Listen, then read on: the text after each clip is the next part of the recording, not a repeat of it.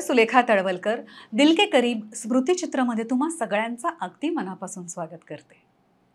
मराठी रंगभूमी ज्यांच्यामुळे संपन्न झाली अशा अनेक कलाकारांच्या यादीत अग्रगणी घ्यावी अशी दोन नावं म्हणजे सुलभा देशपांडे आणि अरविंद देशपांडे. फक्त सुलभा देशपांडे किंवा फक्त पप्पा म्हणजे अरविंद देशपांडे असं जर का नाव घेतलं तर ते बरोबर होणार नाही, हो ना? म्हणूनच आज निनाद आणि अदितीबरोबर आपण सुलभा देशपांडे आणि आपले सगळ्यांचे लाडके पप्पा म्हणजेच अरविंद देशपांडे या दोघांच्या स्मृती जागवणार आहोत. चला तर मग स्वागत करूया निनाद आणि अदितीचं. नमस्कार. नमस्कार. नमस्कार. वेलकम टू दिल के करीब स्मृतिचित्र. थँक्यू. सो अदिती, तू आधी येऊन गेलीयस. आपण भरपूर मनसोक्त गप्पा मारल्यात आणि खूप मजा आली होती कारण खूप वर्षानंतर आपण भेटलो होतो. आणि आजचं कारण जरा वेगळं आहे, थोडंसं इमोशनल आहे. पण मला असं वाटतंय की लोकांना सुलभाताईंबद्दल म्हणजे खूप माहिती आहेच, पण पप्पांबद्दल आजच्या पिढीला तेवढी माहिती नसेल. आणि बेसिकली त्यांच्या आठवणी किंवा त्यांच्याबद्दल काही गोष्टी ज्या आपल्या प्रेक्षकांना माहीत नाहीये त्याबद्दल ऐकायला त्यांना खूप आवडेल.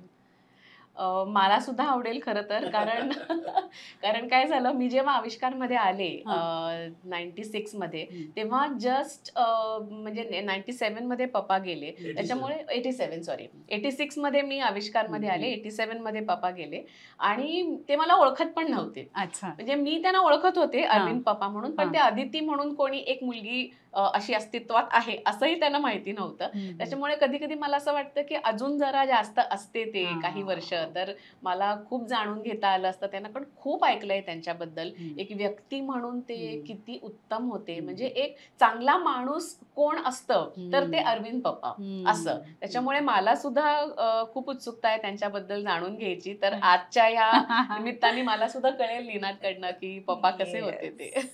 आपण गप्पांना सुरुवात करूच, पण त्याआधी तुमचं स्वागत भरपूर गिफ्ट्स देऊन करणार आहे. अरे वा, गिफ्ट.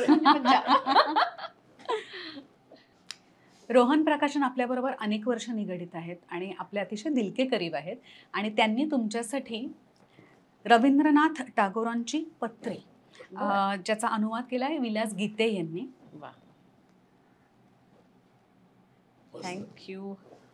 Thank you so much. आणि आडीके 20 हा जर का कुपन कोड तुम्ही सगळ्यांनी वापरला तर तुम्हाला माहितीच आहे, रोहन प्रकाशनच्या सगळ्या पुस्तकांवर तुमच्यासाठी आहे 20% डिस्काउंट. थँक्यू. धन्यवाद. आपली एक साताऱ्याची मैत्रीण आहे डॉक्टर आरती सोमण आणि त्यांच्या ब्रँडचं नाव आहे निसर्ग हर्ब्स. सो हा 100% हर्बल ब्रँड आहे, हर्बल प्रोडक्टचा ब्रँड आहे.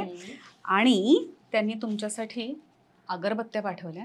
वा, आता आमच्याकडे रोज असतेच म्हणजे अगदीच. हर्बल सोप आहे. वाव. आणि हे तर आपल्यासाठी अतिशय उपयुक्त असं आहे. ऍसिडिटीवरचं सिरप आहे आणि इम्युनिटी बूस्टर सिरप आहे. अरे वा, म्हणजे आपल्याला ऍसिडिटी, मला असं वाटतं आपल्या क्षेत्रामध्ये आपलं क्षेत्र इज इक्वल टू ऍसिडिटी असं. थँक्यू.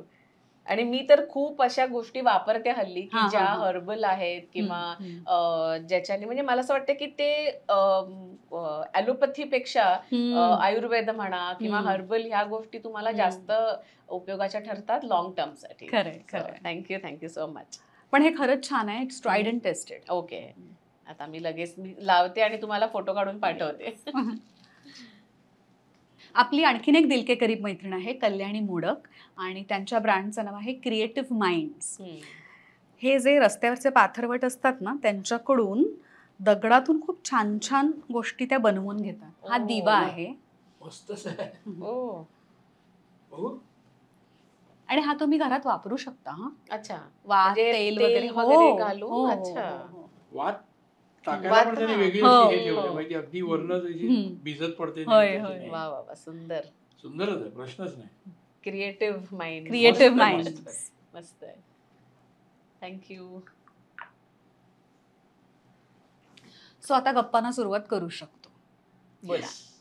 सुलभाताई सगळ्यांच्या दिलके करीब होत्या, अजूनही खरंय. आहेत. म्हणजे she is there in our hearts forever. आणि सगळेच जण म्हणजे आजची पिढी त्यांना ओळखते, पण पप्पांना कदाचित ना आजची पिढी ओळखत नसेल. सो निनाद, तुझ्यापासून सुरुवात करूया. हो. म्हणजे आधी पप्पांची ओळख करून देशील आणि मग सुलभाताईंची. आता ऍक्च्युअली काय झालं ना, पप्पा खूप लवकर गेले. म्हणजे हो ना. वय वर्ष 55. हम्म, हम्म, हम्म, त्यांचा 32चा जन्म आणि 87ला ते गेले. हम्म, आणि त्यावेळेला काय झालं, त्यावेळेला इतकी प्रसार माध्यमं नव्हती, हम्म, चॅनल्स नव्हते हम्म. किंवा अव्हेन्यूज नव्हते. हम्म, त्यामुळे आत्ताच्या पिढीला पप्पांबद्दल फारशी माहिती नाहीये. हम्म. पण जी नाटकातली लोक आहेत किंवा जुनी लोक आहेत ना, त्यांना पप्पा व्यवस्थित माहिती आहेत. म्हणजे ऑफकोर्स, अगदी. ऑफकोर्स, अगदीच. कारण पप्पांचं कसं होतं, पप्पा दामू काका, हम्म. दामू केंकरे, विजयाबाई, हम्म. ही एक वेगळी एक आधीची पिढी होती नाटकातली. हा हा. त्याच्यानंतर त्यांची मुलं म्हणजे मी, विजय केंकरे, हम्म. या कमलाकर सारंग, लालन सारंग आई बापांबरोबर होते. हा हा. राकेश सारंग, हा, मी, हा. विजय केंकरे, हे आम्ही वेगळी पिढी झाली बरोबर आमची. बरोबर. तर पप्पांबद्दल आता सांगायचं म्हटलं तर खूप सांगण्यासारखं आहे. हम्म. म्हणजे माणूस म्हणून तर फारच उत्कृष्ट होते. मी त्यांच्या 100व्या अंशापर्यंतही पोहोचत नाही. मी स्वतःला एक चांगला माणूस समजतो, कारण आईबापांनी माझे संस्कार केले तसे.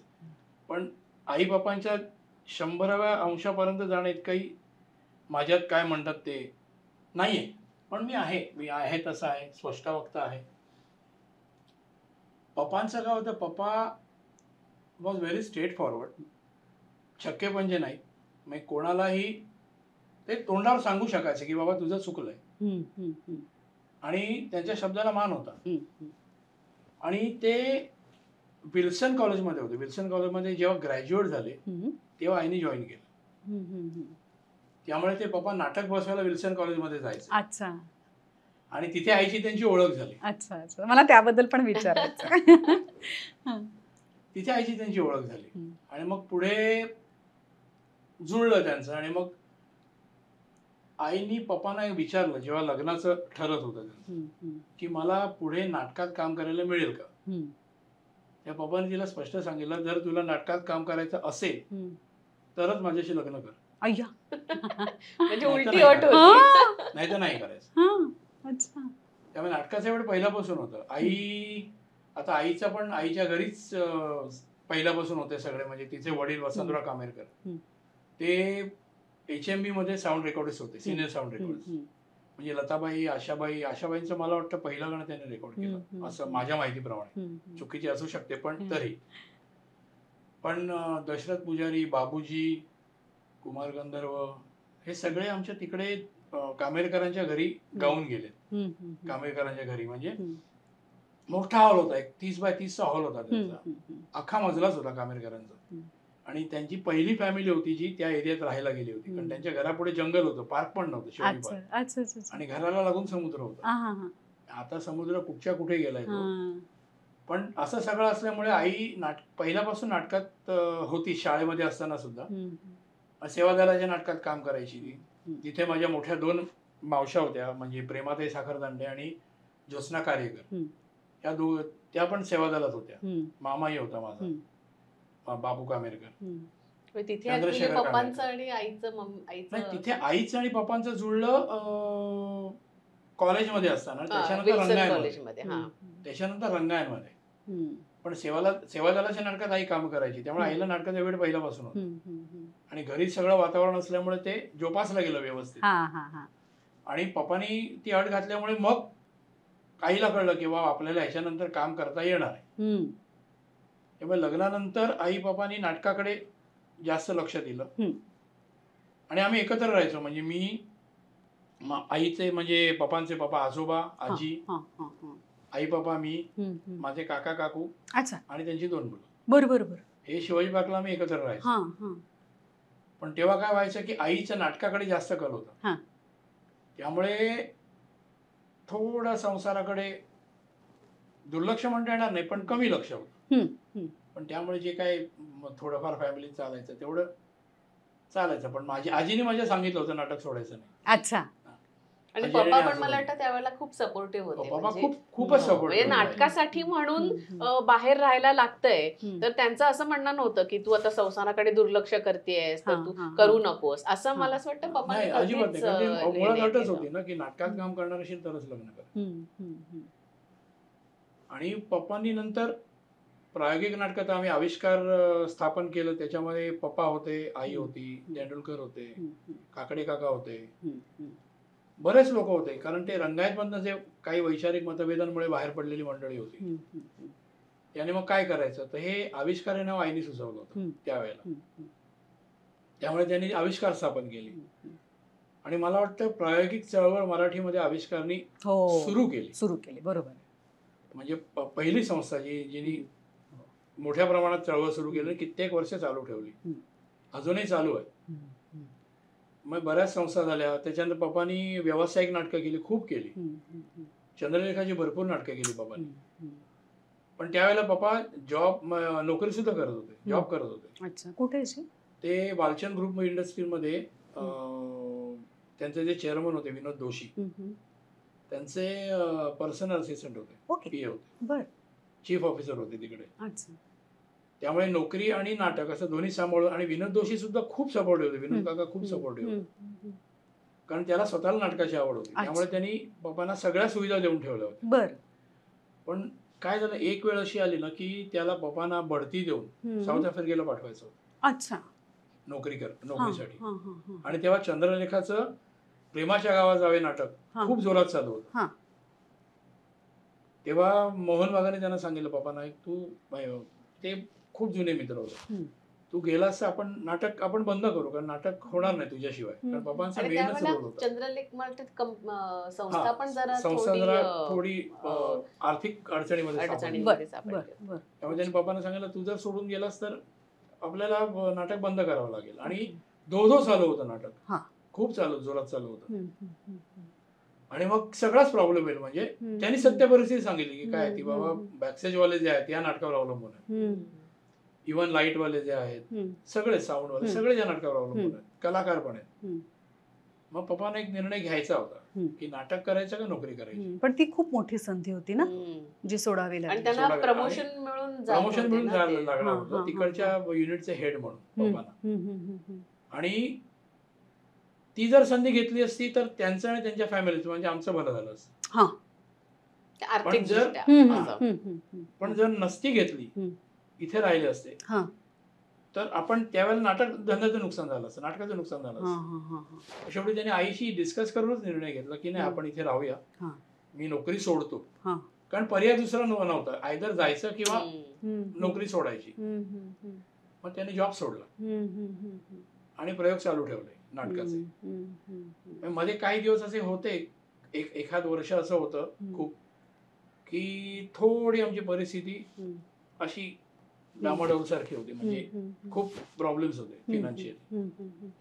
पण म्हणून नाटक सोडलं नाही पप्पांनी. आणि याच कारणासाठी मी 9वीत होतो, 1974-75 मी 9वीत होतो. नाटकावर कॉन्सन्ट्रेट करता यावं आणि थोडेफार पैसे कमवता यावेत म्हणून त्यांनी मला तळेगावला हॉस्टेलमध्ये ठेवलं 1 वर्ष. अच्छा, 1 वर्ष मी रामभाऊ परोळेकर विद्यानिकेतन मध्ये होतो. 1 वर्ष कंप्लीट 9वीचं. तर बहुतेक माझी अभ्यासाची प्रगती बघून आईने निर्णय घेतला, आई बाबांनी, की त्याला इथे आणून. म्हणजे काय केलं? म्हणजे फेल वगैरे होत होता? नाही, मी पहिली 4थी पर्यंत, पहिला, दुसरी दुसरा, तिसरी तिसरा, 4थीत पहिला नंबर होता. 5वी 6वी मला 90% पेक्षा जास्त मार्क होते. वाव. 7वी 8वी 85 ते 90 मध्ये होते. 9वी मध्ये, कारण तिकडे काय झालं, तिकडे हॉस्टेलमध्ये राहत असल्यामुळे ना अभ्यास स्वतः करायचा. म्हणजे अभ्यासाचे अवर्स असे नव्हते, पण खेळण्याचे भरपूर होते. त्याच्यामुळे, आणि माझी जी आता थोडी तब्येत सुधारलेली दिसते ना, ती तिथपासूनची आहे. कारण तिकडे काय असायचं, आम्हाला सकाळी 5:30 वाजता उठायचं, 7:30 वाजता नाश्ता असायचा, सकाळी 9:30ला जेवून शाळेत जायचं, मधल्या सुट्टीत नाश्ता, शाळा सुटल्यावर नाश्ता, 7:30ला जेवण, आणि रात्री 9:30ला दूध. त्यामुळे ते जी एन्जॉयमेंट जास्त होती अभ्यासापेक्षा. बरोबर. त्यामुळे थोडा जरा दर्जा खाली आला होता. त्यामुळे आई बाबांनी म्हटलं इथेच आणूया. आणि बालवनमध्ये मला मग वर्गात, त्यावेळेला अ वर्ग हुशार, ब वर्ग थोडं कमी असं वर्गीकरण अच्छा असायचं अच्छा अच्छा. मराठी शाळांमध्ये जर. अच्छा. तर मी अ वर्गात आलो इथे शाळेमध्ये. त्यामुळे नाटकासाठी त्यांनी 1 वर्ष लांब ठेवलं मला. तर मला असं वाटलं होतं की मला का लांब ठेवतात. तो मला एक मोठा गहन प्रश्न होता माझ्या मनात. हां. पण नंतर कळलं मला नाटक आणि तोपर्यंत मला आई बाबा समजायला लागले होते. आई बाबा काय आहे, त्यांचं काम काय आहे. त्यामुळे त्याच्यानंतर मी कधी त्यांच्याकडे हट्ट नाही धरला किंवा मी अपेक्षाही नाही केली की त्यांनी माझ्याकडे वेगळं लक्ष द्यावं. सो हे कितव्या वर्षी, तू किती वर्षाचा होता? मी 9वीत होतो, म्हणजे साधारण 14-15 वर्ष, 14-15 वर्षाचा असेल त्यावेळेस. तेव्हा मला इथे आल्यावर जेव्हा मी सगळे नाटकं वगैरे बघायला लागलो किंवा नाटकात इंटरेस्ट घ्यायला लागलो तेव्हा मला कळलं आई बाबांचं काम किती मोठं आहे. तोपर्यंत अंदाज तोपर्यंत नव्हता. अंदाज तसा नव्हता मला हां. शाळेमध्ये असताना. आणि दुसरी एक लहानपणाची माझी आठवण आहे की आई बापांचा एक इंटरव्ह्यू होता आणि मी छोटा होतो, काहीतरी 3री-4थीत वगैरे असेल, 4थी-5वी मॅक्झिमम. तर मला पण त्यांनी स्टेजवर बसवलं होतं आई बाबांबरोबर. अच्छा. आणि सगळं झाल्यानंतर मला त्यांनी प्रश्न विचारला मुलाखत करताना की तू मोठा झाल्यावर काय होणार. मी सांगितलं मला काहीच नाही जमलं तर मी नाटक करीन. अय्यो. काय असं पण म्हणजे काय काय विचार असेल? उत्स्फूर्त अच्छा. होतं. Okay okay okay. मी काहीच नाही जमलं तर मी ऍक्टिंग करीन असं. अच्छा. पण शेवटी मी आलोच तिथे, म्हणजे ते काय बळचणीचं पाणी तिथेच जाणार. त्यामुळे तसं आलो. आणि आविष्कारमध्ये जेव्हा होतो मी, जेव्हा आमचे दुर्गादाली गौरी वगैरे चालू होतं ना, दुर्गादाली गौरींनी मला एक आणि आईबापांनी मला एक शिकवलं की संयम कसा वाढवायचा. कारण 70 मुलं होती आणि मी त्यावेळेला साधारण 21-22 वर्षाचा होतो. कॉलेजमध्ये नुकताच गेलो होतो. त्यामुळे सगळ्यांबरोबर जुळवून घेताना संयम किती बाळगावा लागतो आणि कसा बाळगावा लागतो. आणि विशेषतः सगळ्या 90% त्यातल्या मुली होत्या. त्यामुळे माझा संयम वाढायला किंवा माझा थोडा मनात स्वभावातला शांतपणा वाढायला दुर्गादाली गौरीचा आणि चंद्रशालेचा खूप मोठा हात आहे. आणि आई बाबांनी मला सांगितलं होतं की इथे तुला स्पेशल ट्रीटमेंट मिळणार नाही. तू आमचा मुलगा आहेस हे विसरून जायचं, आविष्काराचा एक भाग आहेस. त्याचबरोबर आमचा मुलगा म्हणून तुझ्यावर एक वेगळी जबाबदारी आहे, ती लक्षात घ्यायची आणि त्याप्रमाणे वागायचं. त्यामुळे मला कधी स्पेशल ट्रीटमेंट मिळाली नाही आविष्कारमध्ये. मी एक्सपेक्ट पण केले नाही कधी.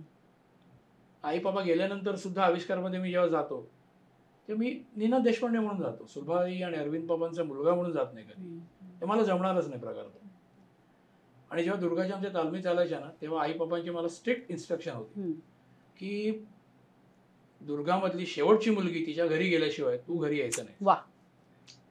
त्यामुळे मी आणि माझी मावस बहीण क्षमा साखरदांडे, आम्ही सगळ्यांना सोडत शेवटी मी तिला सोडायचो क्षमाला आणि मग मी घरी यायचो.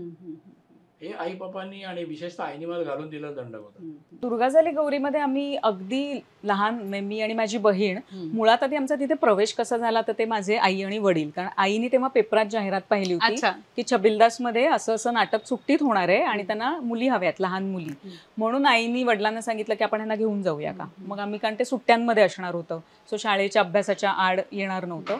सो आम्हाला आई बाबा तिथे घेऊन गेले आणि मग तिथे खूप मुली होत्या आणि मग त्यांनी थोडी ऑडिशन, असं नाही पण एक समज आहे का मुलींना, डान्स संघ आहे का, हे सगळं त्यांनी तपासून मग माझी आणि ताई दोघींची त्याच्यासाठी निवड झाली. आणि 75 बालकलाकार होते त्या दुर्गादाली गौरीमध्ये. आणि दुर्गादाली गौरीतनं बाहेर पडलेले अनेक मोठी नावं आहेत. म्हणजे तुझ्याचकडे तू ज्यांच्याशी गप्पा मारल्यात त्यांनी निशिगंधा वाड, सुकन्या कुलकर्णी, उर्मिला मातोंडकर, भरपूर नावं आहेत की ज्यांनी पुढे जाऊन, प्राजक्ता कुलकर्णी, शिल्पा नवलकर, अशी खूप नावं आहेत की जे दुर्गामधनं पुढे आलेली मंडळी आहेत. तर मीही दुर्गाच्या त्या ओरिजिनल कास्टमधली होते. तर तिथून सुरुवात झाली. तिकडे गेल्यावरती ऍक्च्युली हे कळलं की आपल्याला हे आवडतंय. लहानच होतो तेव्हा मी आणि ताई सुद्धा, पण परत ते किती 4 वर्षाची होती? नाही, मी 4थीत होते. म्हणजे एक 7-8 वर्षाची असणार, 6-7 वर्षाची. पण तेव्हा ना परत तेच आहे की लहान वयात हे केल्यामुळे ना तुम्हाला खूप गोष्टी, कारण लहान वयात आपण खूप पटकन टिपून घेतो बघा आजूबाजूच्या गोष्टी. त्यामुळे टीमवर्क कसं असतं किंवा आता आम्ही कितीतरी रोल्स करायचो, तर त्या रोल्स मग ते कपडे, आपापले कपडे, त्याच्यावर नावं लिहिलेले, मग ते आणून आपली प्रॉपर्टी कशी ठेवायची, या सगळ्या छोट्या छोट्या ज्या गोष्टी आहेत ना मॅनेजमेंटच्या, त्या मी तिथे आम्ही सगळे आपोआप शिकलो लहान वयात. कारण ती प्रत्येकाची अर्थात सगळ्यांना आया मदत करायच्या, कारण सगळ्याच लहान होत्या, पण तो एक सेन्स येतो आपल्याला की हे काय काय आपल्याला सांभाळायचंय. कारण किती प्रॉपर्टी, आम्हाला वेगवेगळे पक्षी आणि काय काय फुलपाखरं, फुलं, असे वेगवेगळे रोल्स असायचे आमचे. आणि तर तेव्हा मला आठवतंय की मी बुटकी असल्यामुळे ना मला मुंग्यांचा रोल मिळाला. तर मुंग्यांमधली मी पहिली, कारण की मी शॉर्टेस्ट होते. आणि तेव्हा लेझिमचा पण डान्स गुरु पार्वती कुमार बसवत होते, आणि मी पहिल्या रांगेत बसून बघत होते, आणि 51च्या 6 मुली त्यांनी निवडल्या आणि मी त्याच्यात फिट होत नव्हते. तर त्यामुळे मला ते करायचं होतं. पण तर मी त्यांना म्हटलं की मला लेझिममध्ये यायचंय, असं मी त्यांना सांगितलं. तर ते म्हणाले की आता इतक्या लहान मुलीला आपण कसं समजावणार की तू इथे फिट नाही होतेस. तर त्यांनी मला सांगितलं की अरे तुला कसं, तू मुंग्यांमधली तू पहिली मुंगी आहेस, तू लीडर आहेस, तू जर इकडे तिकडे गेलीस तर बाकीच्या मुंग्या पण सैरावेरा पळतील, त्यामुळे तुझी जबाबदारी खूप मोठी आहे, कारण तू सगळ्यांना स्टेजवर अशी घेऊन, कारण आम्हाला असंच होतं, असं फिरायचं होतं, असं इकडे राबतो म्हणून. सो त्यांनी माझी अशी समजूत काढली तेव्हा की तू पहिली मुंगी, तू लीडर आहेस, तुला नाही ह्याच्यात आहे. मग पुढे जाऊन मला कळलं की मी उंचीली आणि एकूणच फिट होत नव्हते, त्यामुळे मी फुलं पानं असेच रोल्स केलेले आहेत माझ्या उंचीमुळे अनेक वर्ष. मग हळूहळू माझं अपग्रेडेशन झालं. मग जरा वेगळे वेगळे रोल त्याच्यात दुर्गात सुद्धा मी केले, त्यात गवळणी होत्या आणि खूपच सुंदर. किती वर्ष करायचीस तू? दुर्गा मला वाटतं आम्ही फक्त सुट्ट्यांमध्ये असं केलेलं आहे, पण आय थिंक 82 to 84 असं काही 200+ शोज त्याचे केले. अभिनयाची सुरुवात कुठे झाली, कधी झाली? दुर्गा झाली गौरी. त्यावेळेला सुद्धा असं झालं की मला मुळात नाटकात वगैरे काम करायचं नव्हतं. डान्समध्ये जास्त डान्स आविष्कार चंद्रशालांनी पेपरमध्ये जाहिरात दिली होती की एक नृत्यनाट्य करतो आहोत, त्याच्याकरता आम्हाला पारंगत असलेल्या किंवा ज्यांना इंटरेस्ट आहे अशा मुली हव्या आहेत. तर सोसायटीतल्या माझ्या मैत्रिणी म्हणाल्या चल ना आपण जाऊया. म्हणलं मी काही येणार नाही, कारण तोपर्यंत मी दांडगट मुलगा म्हणूनच मी प्रसिद्ध होते सोसायटीमध्ये. शॉर्ट्स वगैरे घालायचे भावाची आणि खूप फुल मारामारी. हो कम्प्लीट. कारण माझा भाऊ खूप शांत, लाजाळू, म्हणजे लिटरली गांधीजी थोडक्यात. म्हणजे एकाने इथे मला तो इथे हे पुढे करेल इतका तो असा होता. तर त्याला खूप छळायचं सोसायटीतली मुलं, आणि मी धपाधप मारायची जाऊन त्यांना. माझ्या दादाला तुम्ही त्रास देता, इतके मी खूप मारामारी करायची. आणि डप्पर वगैरे खेळणे ह्याच्यामध्ये मला आवड. तर त्याच्यामुळे मला मैत्रिणी चल ना जाऊया. म्हणलं मी काही येणार नाही, म्हणजे आमच्याबरोबर म्हणून चल, तू इतकी छान नाचतेस. म्हणलं जाऊ दे. मी फक्त डान्स क्लासला जायचं म्हणून मी सलवार घालायला लागले. मी कुर्ता आणि सलवार लागायचा म्हणून मी घालायचे, फक्त तेवढ्या करताच घालायचे मी. तर त्याच्यासाठी मी त्यांच्याबरोबर मी आईला सांगून गेले. छबिलदासमध्ये इथे होते, त्याच्यामध्ये 350 मुली होत्या. आणि बघितल्यावर एकदम चाट झाले, कारण गुरु पार्वती कुमार सगळ्यांची परीक्षा घेत होते. मी ते सांगत होते, आणि त्यामुळे तू पण उभी राहा. मी राहिले उभी, आणि बघून बघून मी करायलाच लागले. मग माझं सिलेक्शन झालं, माझ्या मैत्रिणींचं पण झालं. मग आम्हाला सुलुमावशीने आतमध्ये बोलवलं, सुरभाते देशपांडे. तिने मला गोष्ट सांगितली आम्हाला एक, आणि ती गोष्ट पण फिट बसले डोक्यात. मासा, मग तो पाण्यात पडतो, मग जाळं येतं, पकडलंय सोडलंय, हे सगळं ती सांगत असताना आम्ही स्वतःला इमॅजिन करायचं मासा आहोत आणि तसा अभिनय करायचा. मग त्याच्यात पण निवड झाली. त्याच्यातनं 350 मधनं 100 मुली निवडल्या. आणि मग आमचं सिलेक्शन झालं. सांगितलं की उद्या आई पालकांना तुमच्या बोलवा, त्यांची मीटिंग आहे. मी काही घरी सांगितलं नाही, कारण मला करायचंच नाही नाटक बिटक काही, आपण कशाला सांगायचं. पण माझी मैत्रीण पचकली घरी जाऊन. ती म्हणाली सुकन्या सिलेक्ट झाली आहे आणि बोलवलेलं आहे तुम्हाला. तर आई बाबा गेले. म्हटलं काही जाऊ नका, मला करायचं नाहीये. पण आई बाबा गेले, आणि आई बाबा म्हणाले हो करणार आमची मुलगी काम. म्हणलं करणार काय? तर म्हणे हे इथे जी मारामारी करतेस त्याच्यापेक्षा ते बरं आहे. त्याच्यामुळे आईने मला तिथे पाठवलं, आणि सोसायटीतल्या मैत्रिणी होत्या, मग आम्ही जायचो. पण तिथलं जे मला शिक्षण मिळालंय, तिथली जी शिस्त, हे आजपर्यंत मला उपयोगी पडतं. की तिथे दादांनी आम्हाला सांगितलं होतं की जरीही दासी नाचत असल्या किंवा दुर्गा नाचतीये, त्या दुर्गा होती संध्यापुरेच्या, त्यांची शिष्या मेन, तरी जो तुम्ही आजूबाजून नाचायचं, कोणी थांबायचं नाही, आराम करायला कोणी नाही आलाय, सगळ्यांनी नाचा. आम्ही सगळ्या जणी प्रॅक्टिस करायचो. याचं कारण असं की ते म्हणाले उद्या समजा प्रयोगामध्ये कुणी आजारी पडलं तर प्रयोग थांबता कामा नये, तिचे कपडे घालून तुम्हाला उभं राहता आलं पाहिजे. बरोबर. प्रयोग थांबता का. त्याची सवय अजूनही इतकी लागलेली आहे की पूर्ण स्क्रिप्ट वाचली जाते. सीन आला तर पूर्णच्या पूर्ण सीन वाचला जातो. त्यामुळे तुझेही डायलॉग्स माझे पाठ असतात की उद्या समजा ब्लँक झाली. नाटकामध्ये असं होतं खूप वेळा ब्लँक व्हायला होतं, पण नाटक पुढे चालू ठेवलं पाहिजे तर ते काय असेल हिचा डायलॉग, मग तुला असं म्हणायचंय का, असं म्हणून आपण पुढे नेऊ शकतो. तर त्याच्यामुळे ती तिकडे सवय लागली की सगळं माहिती असलं पाहिजे आपल्याला. किंवा कधी तुम्हाला कॉस्ट्युम चेंजच्या वेळेला प्रॉब्लेम येऊ शकतो, मग ते कसे करायचे. कारण आम्ही दुर्गामध्ये एकावर एक आम्ही 4 ड्रेस घालायचो. कारण एक एक्झिट झाली की लगेच तिकडनं मला कोयणीची एंट्री घ्यायची आहे, मग हे झालं की लगेच हे चेंज करायचंय. त्याच्यामुळे तिथे इतकी सवय झाली आम्हाला, तर ते शिकलो आम्ही तिकडे. त्याच्यानंतर जेव्हा आमची रिहर्सल चालायची तेव्हा लंच ब्रेकमध्ये आम्हाला सगळ्यांना सांगितलेलं होतं दादांनी की येताना 3 जणांचा डबा आणायचा. म्हणजे उजव्या बाजूला बसले तिलाही थोडं देता आलं पाहिजे, डाव्या बाजूला बसले तिलाही 2 घास देता आले पाहिजे. असं करून प्रत्येकाने 3 डबे आणायचे. आणि आम्ही त्या छबिलदासच्या हॉलमध्ये मोठा राऊंड करून बसायचो. आणि अम्मा म्हणजे पार्वती कुमारांची बायको अम्मा आमच्यासाठी रोज एक डबा भरून कधी उसळ आणलीये, तर कधी पचडी आणलीये, तर कधी बेसनाचे लाडूच आणले, असं काही ना कधी रोज घेऊन यायच्या. आणि त्याच्यातला एक चमचा त्या प्रत्येकाला वाढायच्या. त्याच्यामुळे मला शेअरिंगची सवय लागली. त्याच्यामुळे मी जाताना कधी माझ्या एकटीसाठी डबा नेऊ शकत नाही. मला माहिती माझ्या डब्यात अजून 4-5 जण जेवू. शूटिंगला जाताना भरपूर डबे असतात किंवा एक मोठा डबा असतो, हो ना. ते डबे मला लागतात, मी एकटी जेवूच शकत नाही बसून. मग ते सगळेजण आम्ही बसून असे जेवायचे. ती तिथे सवय लागली. मग त्याच्यानंतर आमचे प्रयोग सुरू झाले, दौरे सुरू झाले. पण आता 75 मुलींना ठेवणार कुठे. मग आम्ही कुठल्या तरी शाळेच्या हॉलमध्ये आम्ही राहायचो. मग तिथे ती सवय झाली कशी ऍडजस्टमेंट करायची, कसं इवन वॉशरूम कशी शेअर करायची किंवा जे काय आहे. आपल्याला सवय नसते. आपण इतक्या याच्यामध्ये राहिलेलो असतो, ऐशोआरामात राहिलेलो असतो की माझं पांघरूण मला पाहिजे, माझी उशी मला पाहिजे. हे जे असतं ते तिथे गेल्यानंतर हळूहळू एकेका गोष्टीची मी वेगळी होत गेले की नाही आपल्यालाही प्रॅक्टिस सवय करायला पाहिजे. मला हिच्याबरोबर जुळून घ्यावंच लागणार आहे कारण आपल्याला एकत्र राहायचं आहे. तर ते आपोआप ते होत गेलं माझ्या. हे नंतर काम करताना किती उपयोगी पडलं. खूप उपयोगी पडलं मला. सगळं अगदी आपोआप झालं. म्हणजे शाळेत जसं आपण मला वाटतं ऑलमोस्ट प्रत्येक जण गॅदरिंगच्या नाटकात वगैरे असं काम करतोच किंवा डान्समध्ये भाग घेणं हे तर व्हायचंच. आणि असाच 7वीत असताना एक डान्स बसवला होता आम्ही मुली मुलींचा भांगडा. तेव्हा जो ढोलकी वाजवायला आला होता त्यांनी आम्हाला सांगितलं की आविष्कार चंद्रशालेचं एक नृत्य नाट्य होत आहे, दुर्गा झाली गौरी नावाचं, आणि त्यासाठी मुलं मुली शोधतायत तुमच्याच वयाच्या, तर तुम्ही या आणि त्याची ऑडिशन द्या. ऑडिशन हा शब्दही तेव्हा माहित नव्हता किंवा म्हणजे काय करायचं असतं हेही माहित नव्हतं. पण एक त्या भांगडामध्ये आम्ही ज्या 5-6 मैत्रिणी होतो आमचं असं ठरलं की जाऊया आणि बघूया, मज्जा करूया. सो आम्ही दादरच्या छबिलदास शाळेत गेलो आणि मग तिथे अशा खूप खूप मुलं मुली, असं ते वेगळंच एक वातावरण होतं. मग आम्हाला एक डान्सची बेसिक स्टेप करायला सांगितली सगळ्यांना, जी आम्हाला खूप सहज जमली कारण आम्ही डान्स करतच होतो. मग ज्यांना ती स्टेप येते ती मुलं वेगळीकडे आणि तीही नाही जमली ती मुलं वेगळीकडे, असं करून आम्हाला असं कळलं की ती आम्हाला आल्यामुळे आमचं सिलेक्शन झालंय. म्हणजे आमची ऑडिशन घेतली गेली की ते आम्हाला करता येतंय की नाही हे बघितलं गेलं. इतकं बेसिक होतं. पण मग तेव्हा ते नाटक केलं दुर्गा झाली गौरीचे, खूप गाजलं. वेगवेगळ्या म्हणजे माझ्या नंतरच्या काही पिढ्यांनी ते केलं.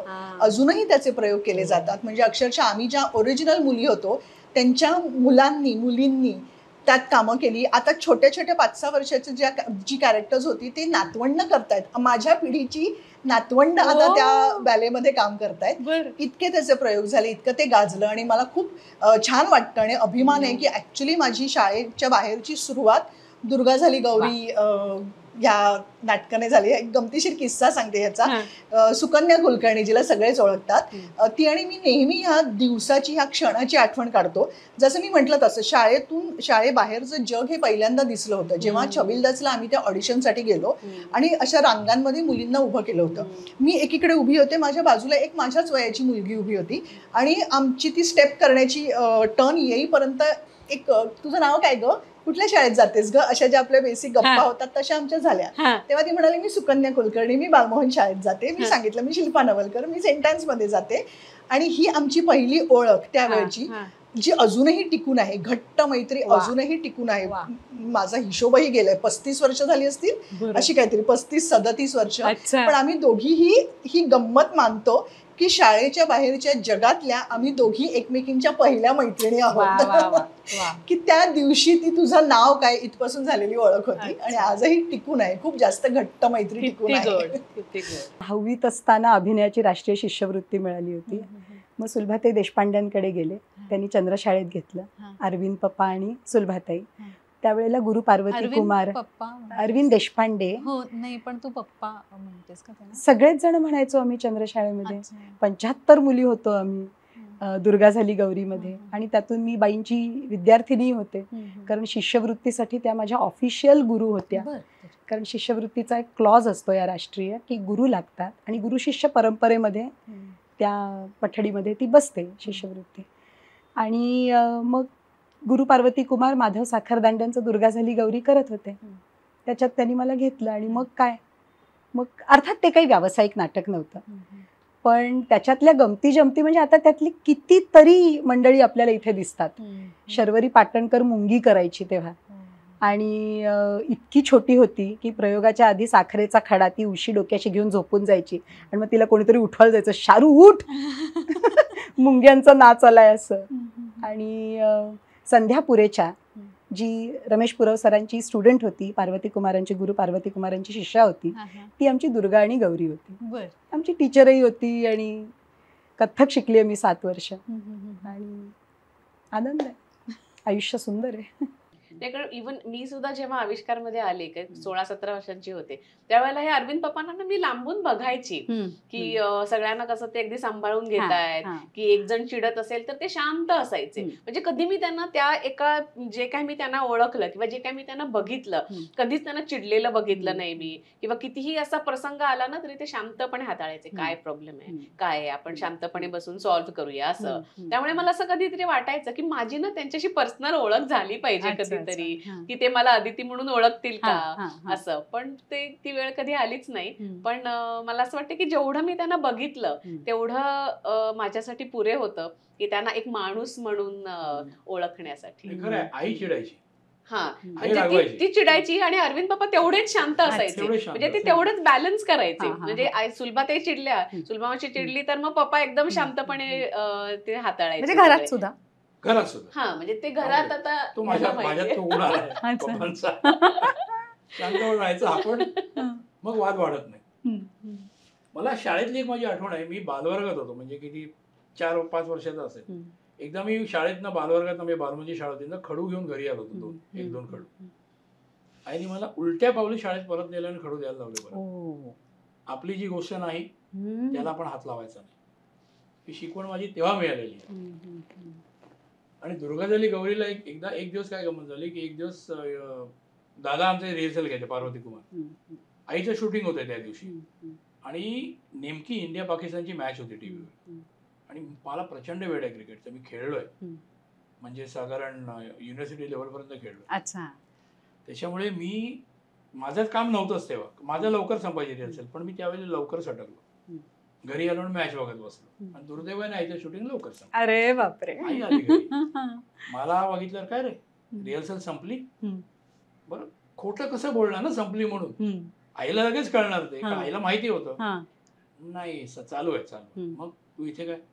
नाही मॅच बघा, नी ताबडतोब जा, रिहर्सलला जा, सगळ्यांना सोड आणि घरी ये. आणि पुन्हा असं केलंस, कधी केलंस याच्यानंतर, तर त्या दिवशी रात्री घरी नाही यायचं, दुसऱ्या दिवशी सकाळी घरी यायचं. बापरे. शिस्त. अजून एक पप्पांची माझी आठवण आहे. आमचे दुर्गा झाली गौरीचे दौरे खूप व्हायचे त्यावेळेला. मी आधी ती नव्हती तेव्हा, 82 ते 84 पुण्याला वगैरे खूप प्रयोग व्हायचे. आणि प्लाझा सिनेमाच्या पाठची जी गल्ली आहे, ती म्युन्सिपालिटीचं ऑफिस आहे, इथनं बसेस सुटायच्या.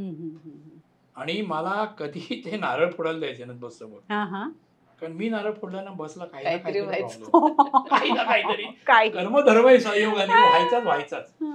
एक दिवस काय झालं, आमच्या पुण्याला 2 प्रयोग होते आणि 2 बसेस असायचे, एक लहान मुलांची, एक मोठ्या मुलांची. तर लहान मुलांची बस गेली निघून आणि मी त्याविषयी नाही मी फोडणार, काय होत नाही रे, काय बिंदास फोडणार, काय होत नाही म्हणून नारळ फोडला. आमच्या बसने रिव्हर्स घेताना कोपऱ्यावर एक मर्सिडीज उभी होती, तिचा टेल लाईट उडवला तो मर्सिडीजचा तो ड्रायव्हर भांडायला आला. बरं, आमच्याकडे एक पालक होते, म्हणजे हे कोण का आपली शर्वरी पाटणकर, तिचे वडील, ते आमच्या बरोबर, ती शर्वरी आणि विनोदी दोघी असायचे ना, ते आमच्या बरोबर असायचे. ते उतरून त्यांनी ड्रायव्हरलाच जम दिलं, ही काय जागा आहे का पार्क करायची, कोपऱ्यावर कधी पार्क करतात का गाडी. हे एक झालं. आम्ही पुढे निघालो, पनवेलच्या थोडा आधी रेडिएटर फाटला बस. अरे बापरे. आमचे सीताराम मामा, सीताराम कुंभार, तुला सांगत होतो नारळ फोडू म्हटलं नाही रे, असं होतं कधी कधी. तो रेडिएटर दुरुस्त केला, डेपोत जाऊन आणला, दुसरा बसवला. पनवेल पासून एक 10 किलोमीटर पुढे आलो आणि पाठचा टायर पंक्चर. आणि तिकडे बरं तेव्हा काय मोबाईल मोबाईलवर काही नाही ना, त्याच्यामुळे लहान मुलं पोचली होती, आई बाबा टेन्शन मध्ये, काय झालं, कुठे काय झालं म्हणून. बरं, अशा ठिकाणी बस थांबली होती ना पंक्चर होऊन की काहीच करू शकत नव्हतो. मग आमच्या ड्रायव्हरनी आणि क्लिनरनी आणि मी शर्ट बीट काढला सरळ, मी गंजी टॉपवर आणि पॅन्टवर, ते स्पॅनर लावून तो टायर काढला. मग उलट्या दिशेने येणारी एक एसटी थांबवली आमच्या ड्रायव्हरने, आम्ही तिघांनी तो टायर घातला. अच्छा. पनवेल डेपोत आलो. बरं. पनवेल डेपो मधनं नवीन टायर घेतला स्टेपनी, तो टायर चेंज केला, त्याच्यात पण हवा भरली. मग टायर आणून बदलला, स्टेपनी वर चढवली, तेव्हा साधारण काहीतरी 270 किलो हवा, मला अजून फिगर लक्षात आहे, 270 किलो हवा होती त्याच्यात. तो आम्ही वर चढवला. पण बाकी सगळी पोरं टाइमपास करत होते, मोठी मुलं, गाडी म्हण, इथे म्हण, तिथे फिर वगैरे. आणि आम्ही साधारण 3-3:30ला पोहोचणार, 9 वाजता वगैरे पोहोचलो रात्री. दुसऱ्या दिवशी प्रयोग होता. अच्छा. पप्पाने काय उशीर काय झाला, मग सीतारामने सांगितलं असं झालं, हे झालं, ते झालं, ते झालं, टायर पंक्चर झालं, हे झालं. पप्पांचा पहिला प्रश्न काय असेल, टायर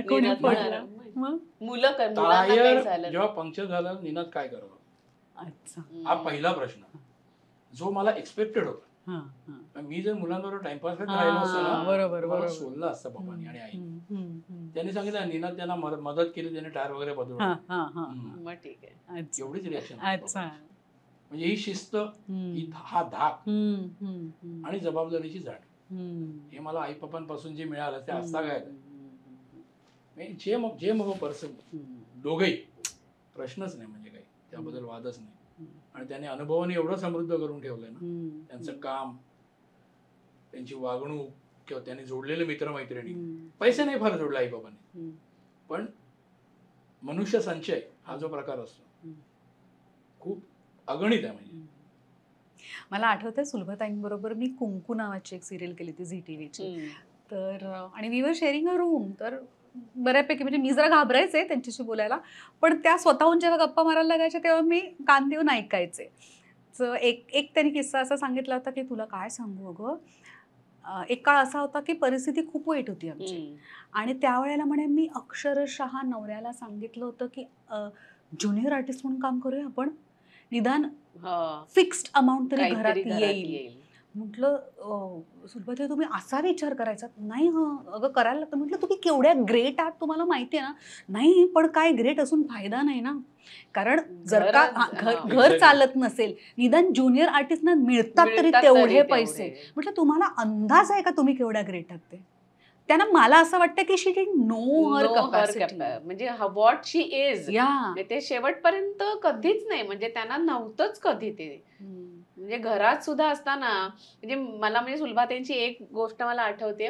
आम्ही ना म्हणजे हे आता थोडंसं वेगळीकडे मी थोडंसं नेते, पण बेणारे त्यांचा हे होतं ना शांतता, तर त्याची फिल्म होती ती फक्त एक प्रिंट NFAI मध्ये आहे, नॅशनल फिल्म आर्काइव्ह पुण्याला.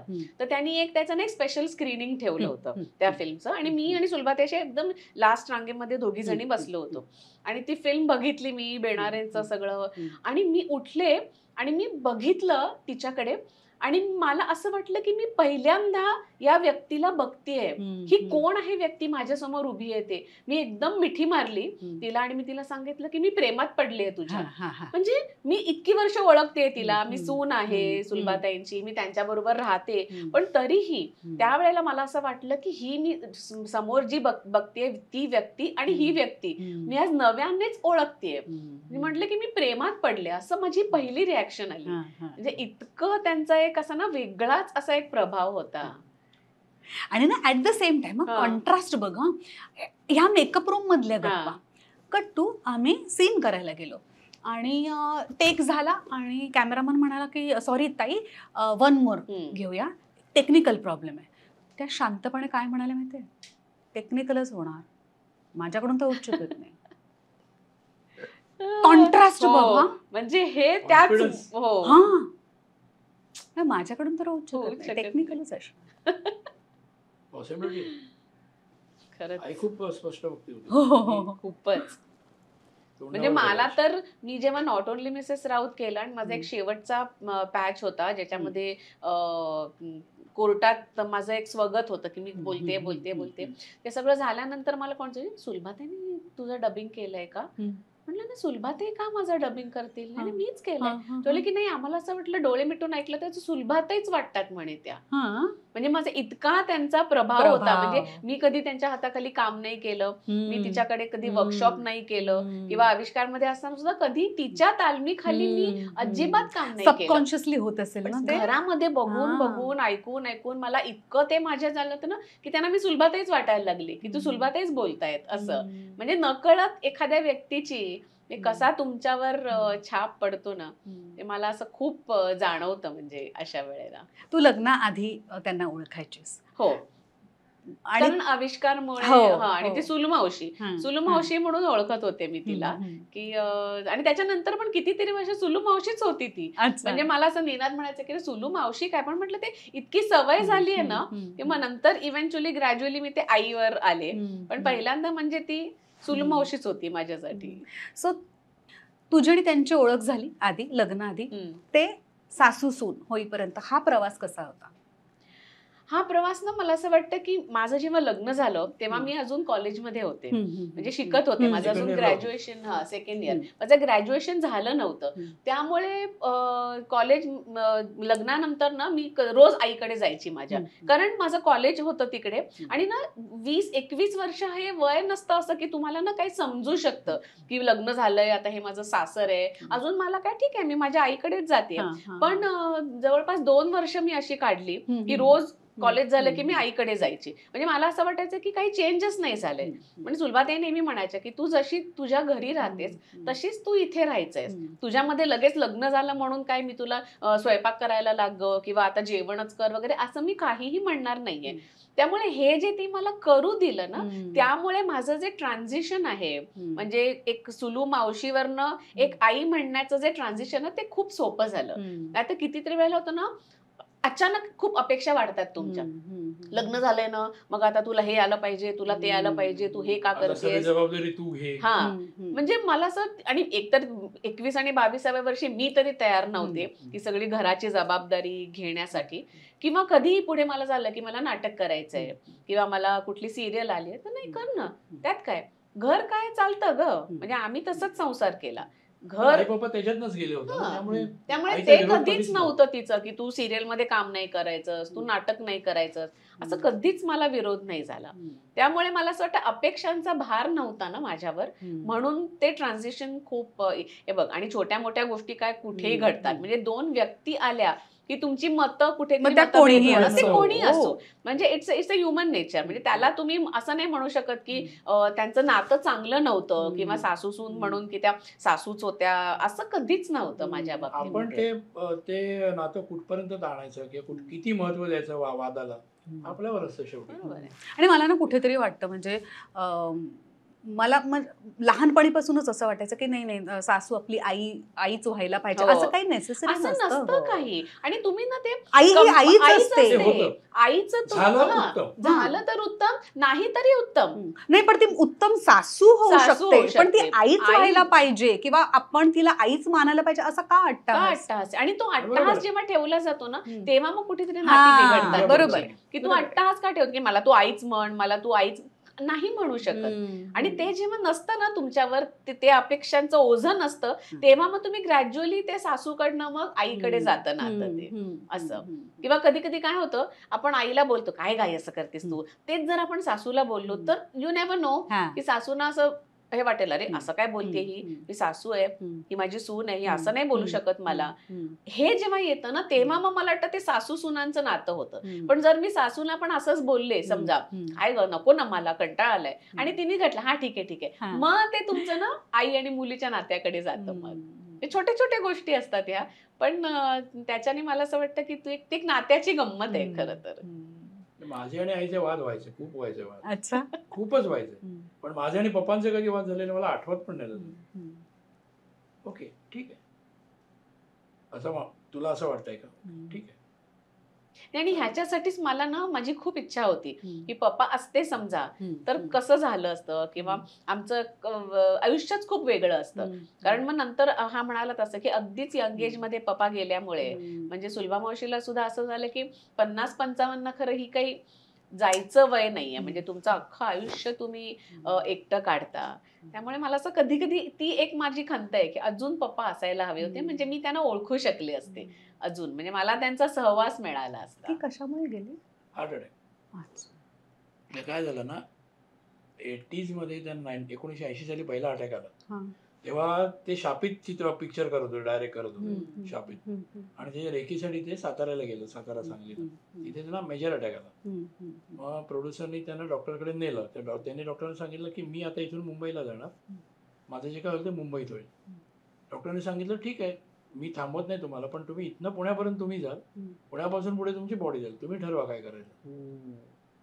मग ते राजी झाले. मग त्यांना सांगलीच्या मिशन हॉस्पिटलमध्ये ऍडमिट केलं. अच्छा. तिथे त्यांची बायपास वगैरे झाली. आणि मग मग त्याच्यानंतर तब्येत सुधारल्यावर मग त्यांना घरी आणलं पप्पांना.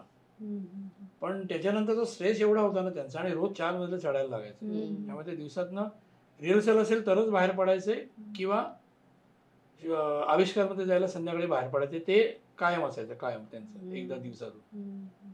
पण तो स्ट्रेस एवढा वाढला की त्याच्यानंतर मग त्यांना त्रास होतो, आम्हाला दिसत होता त्रास होतोय. मग आम्ही लिफ्टसाठी अप्लाय केलं होतं. आमचं काय झालं, आमच्या 3 सोसायटीज, 3 बिल्डिंग होत्या यावेळेला. तर आमच्या सोसायटीला फक्त, दुर्दैवाने आमच्या सोसायटीला फक्त जागा होती, ती पण आमच्या विंगला लिफ्ट इरेक्ट करण्यासाठी बाहेर. बाकी जागाच नव्हती कुठे.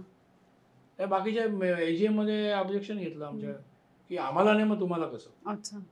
म्हटलं हा काय इश्यूच नाहीये. म्हणजे वाटतं त्याच्यामुळे सगळं पप्पांच्या म्हणजे ह्याच्या तब्येतीवर पण परिणाम व्हायला लागला.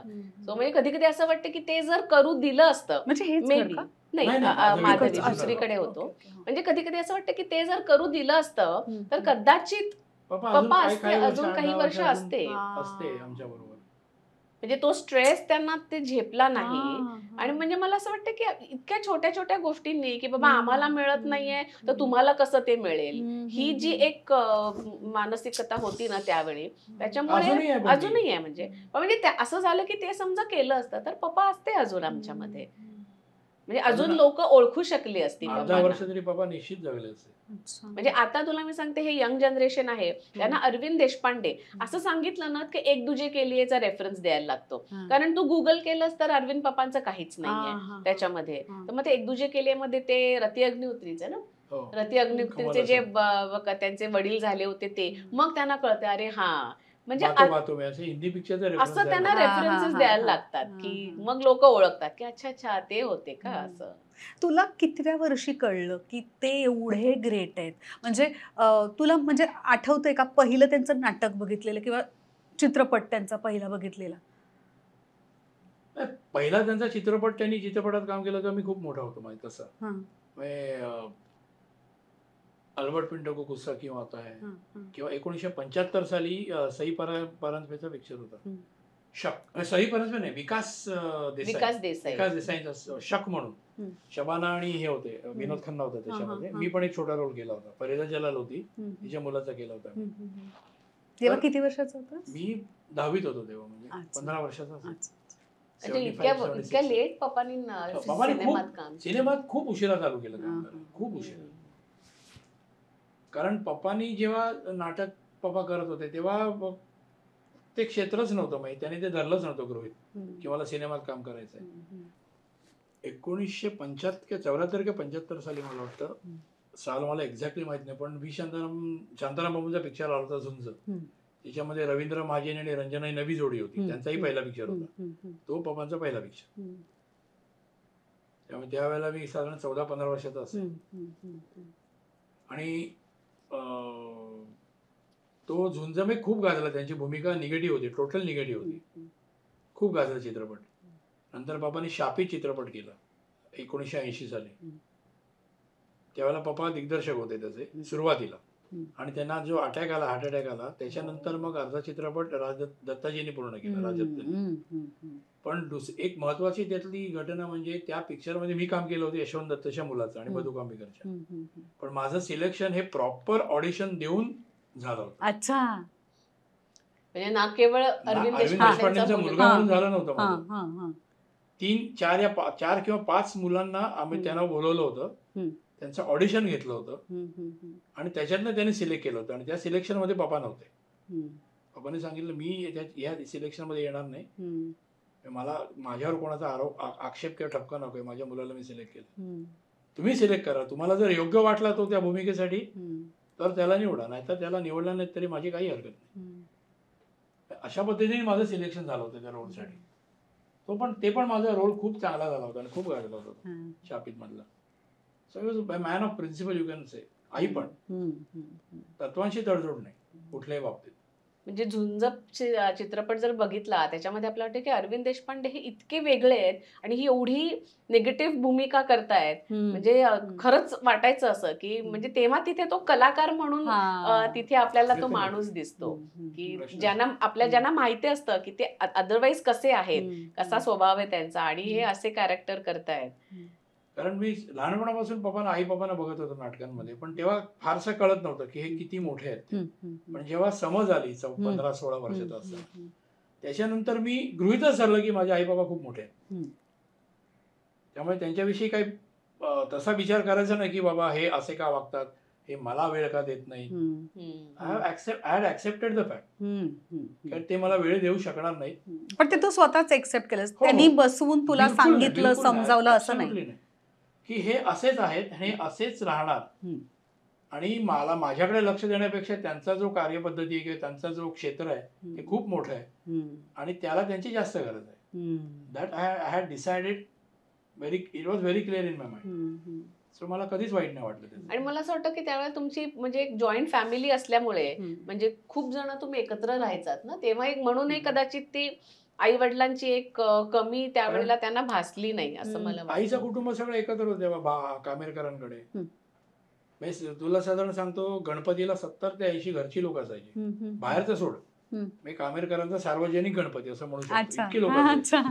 आणि आई पप्पांच्या घरांमध्ये, आईच्या घरांमध्ये साधारण 5 ते 7 मिनिटाचं अंतर होतं शिवाजी पार्कला जाऊन. तिकडचा गणपती आठवून सगळी पोरं इकडे असायची. आम्ही सगळी भावंड एकत्र वाढलो, माझ्या पप्पांकडची पण एकत्र वाढलो, आईकडची पण एकत्र वाढलो. तुमच्या कुटुंबाबद्दल सांगा ना. आणि अनेक कलाकार आहेत ना तुमच्या कुटुंबात. कामेरकरांचे देशपांडेंमध्ये नाहीये, कामेरकरांमध्ये बहुतेक सगळे आहेत. मोठी मावशी प्रेमा साखरदाणे, ती उत्तम कलाकार, तिला आताच 94व्या वर्षी अवॉर्ड मिळालं बेस्ट सपोर्टिंग ऍक्टर. त्यांनी फनरल मध्ये काम केलं होतं. सो आता किंवा शी इज 94 कम्प्लीट, आणि त्यांना बेस्ट सपोर्टिंग ऍक्ट्रेस राज्य शासनाचं अवॉर्ड मिळालं. अवॉर्ड ते रजिस्टर्ड होतंय का याचा प्रयत्न करतोय. ओल्डेस्ट लिव्हिंग ऍक्ट्रेस और actor receive an acting award. म्हणजे रेकॉर्ड साठी. कारण म्हणजे आता आम्हाला तरी बरेच जणांनी सांगितलं आम्हाला की आम्हाला तरी माहिती नाहीये की ह्या एज मध्ये कोणी अवॉर्ड त्यांना मिळालेलं आहे. त्यामुळे तो एक प्रयत्न आहे, बघू म्हटलं. कारण त्यांच्यासाठी सुद्धा, आणि अजूनही ते एकदम व्यवस्थित आहेत, म्हणजे स्वतः करतात सगळं. ऐकणं थोडस प्रॉब्लेम आहे, पण she is very sharp, mind is very sharp and wittiness is very sharp. तो सगळ्या कामेरकरांकडे उपजत आहे आजोबांपासून आमच्या. आणि त्यांचे मिस्टर म्हणजे माधव साखरदांडे, ज्यांनी दुर्गा झाली गौरी, वृक्षवल्ली आम्हा, अनेक बालनाट्य लिहिली त्यांनी. आणि ते छबिलदास शाळेमध्ये शिक्षक होते, पर्यवेक्षक म्हणजे सुपरवायझर होते. आणि तेव्हा एक गमतीची गोष्ट आहे, जरा विषयांतर होईल पण आहे गमतीची गोष्ट. माझा धाकटा मामा तेव्हा छबिलदास शाळेमध्ये होता, मुकुंद कामेरकर, आणि ते त्याला सुपरवायझर होते, म्हणजे ते पर्यवेक्षक होते शाळेमध्ये. आणि एकदा त्याच्या प्रगती पुस्तकावर वडिलांची सही पाहिजे होती बस आज वसंतरावांची. ती मुकुंद मामाने स्वतःच केली. पण त्यांना त्यांच्या साखरदांडेंना बोलावलं त्यांच्या मुख्याध्यापकांनी. हे बघा तुमच्या मेवण्यानी सही काय केली, काय लिहिलेलं त्यांनी सही केली, चिरंजीव वसंतराव कामेरकर. म्हणजे मोठी बहीण आणि मोठी बहीण किती वर्षाचं अंतर, 22 11 भावंड अच्छा अच्छा अच्छा अच्छा. असं, म्हणून तो तेवढा एज गॅप होती की ते 22 शिक्षक वर्षाचं आणि अंतर हा आहे. शाळेमध्ये 20 असं. 22 वर्षाचं अंतर आहे. अच्छा सर्वात मोठी मावशी आणि सर्वात धाकटा मामा अच्छा. यांच्यात. हं, हं. म्हणजे आमच्याकडे मामांपेक्षा भाचरं मोठी आहेत. अच्छा. माझी सर्वात मोठी मावशी प्रेमा साखरदांडे, म्हणजे जिला मी जिजी मावशी म्हणतो, तिच्या 2 मुली, मोठी उमा जी माझ्यापेक्षा वयाने मोठी आहे, तर तिने आणि मी लालनताईंबरोबर म्हणजे लालन सारंगांबरोबर एका व्यावसायिक नाटकात काम केलं होतं. आणि धाकटी मुलगी क्षमा जिने तिच्या तरुणपणी नाटकातनं कामं केली आहेत आणि ती आविष्कारच्या चंद्रशाला या बालविभागाशी पहिल्यापासून जोडली गेलेली आहे. बरं. मग त्याच्यानंतर ही आपली त्याच्यानंतर ज्योत्स्ना ज्योत्स्ना कार्यकर. हां. यतीन कार्यकर. हं. यतीन आता खूप सिरियल्स मधनं वगैरे हो. ॲड भरपूर हो. केले, ज्योत्स्ना त्यांनी पण केले आहेत. त्याच्यानंतर पमा मावशी फक्त नव्हती, पमा वायकुळ, प्रमोदिनी वायकुळ. पण त्याच्यानंतर आशा मावशी होती, आशा दंडवते. तिने पण खूप नाटकांना, प्रायोगिक नाटकांना कामं केली आहेत, सिरियलमधनं केली आहेत कामं. तिचे मिस्टर वृंदावन दंडवते, ते लेखक आहेत स्वतः.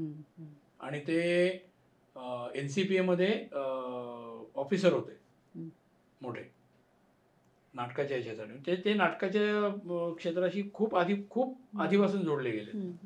म्हणजे सगळे दुबेजी किंवा अमरीश काका हे सगळे त्यांचे समवयस्क त्यावेळेचे आहेत, वृंदा काका. त्याच्यानंतर सर्वात धाकटी मावशी आमची कुमा, ती सिंगर होती, चांगली उत्तम सिंगिंग काम करायची पण, आणि गायची तो फार उत्तम. तिने स्वतःचे रेकॉर्ड्स पण काढलेत, म्हणजे कॅसेट्स पण काढलेत. त्याच्यानंतर आला विश्वनाथ कामेरकर, जो ऍक्टिंगही करायचा, त्याच्यानंतर लाइटिंगही करायचा, दिग्दर्शनही करायचा. त्याच्यानंतर अवी कामेरकर, जो क्रिकेटर होता. म्हणजे अवी मामानी भारताला रिप्रेझेंट केलं अंडर-19 स्कूलमध्ये. बरं. त्यावेळेला ते स्कूल टीम म्हणायचे, स्कूल 11. अच्छा. त्याने ती इंग्लंडला तो दौऱ्यावर गेला होता त्यावेळेला. पण त्याच्यानंतर त्याला सय्यद किरमाणी, तू नाव ऐकलं असेल का, तो त्याचा डेप्युटी होता. अवी मामा was the main wicket keeper. बरं. पण त्याच्यानंतर त्याला 2 वर्ष टायफॉइडने अंथरुणाला होता, तो रिलॅप्स होतो. त्यामुळे त्याची उमेदीची 2 वर्ष गेली. त्याच्यानंतर तो क्रिकेट खेळला भरपूर, पण मग फार पुढे नाही आला तो. आणि धाकटा मुकुंद मामा तो आर्किटेक्ट होता. म्हणजे ज्याचा आर्किटेक्ट तो असतं ते बघून मी आर्किटेक्ट झालो. आईनंतर माझा मामा म्हणजे अशोक कामेरकर, सध्या तो अमेरिकेत असतो, पण त्यानेसुद्धा खूप नाटकात कामं केली आहेत. म्हणजे गिधाडेमध्ये त्यांनी काम केलं होतं, आणि त्याचा स्टेजशी आणि बाकी रंगभूमीशी खूप जुना संबंध आहे.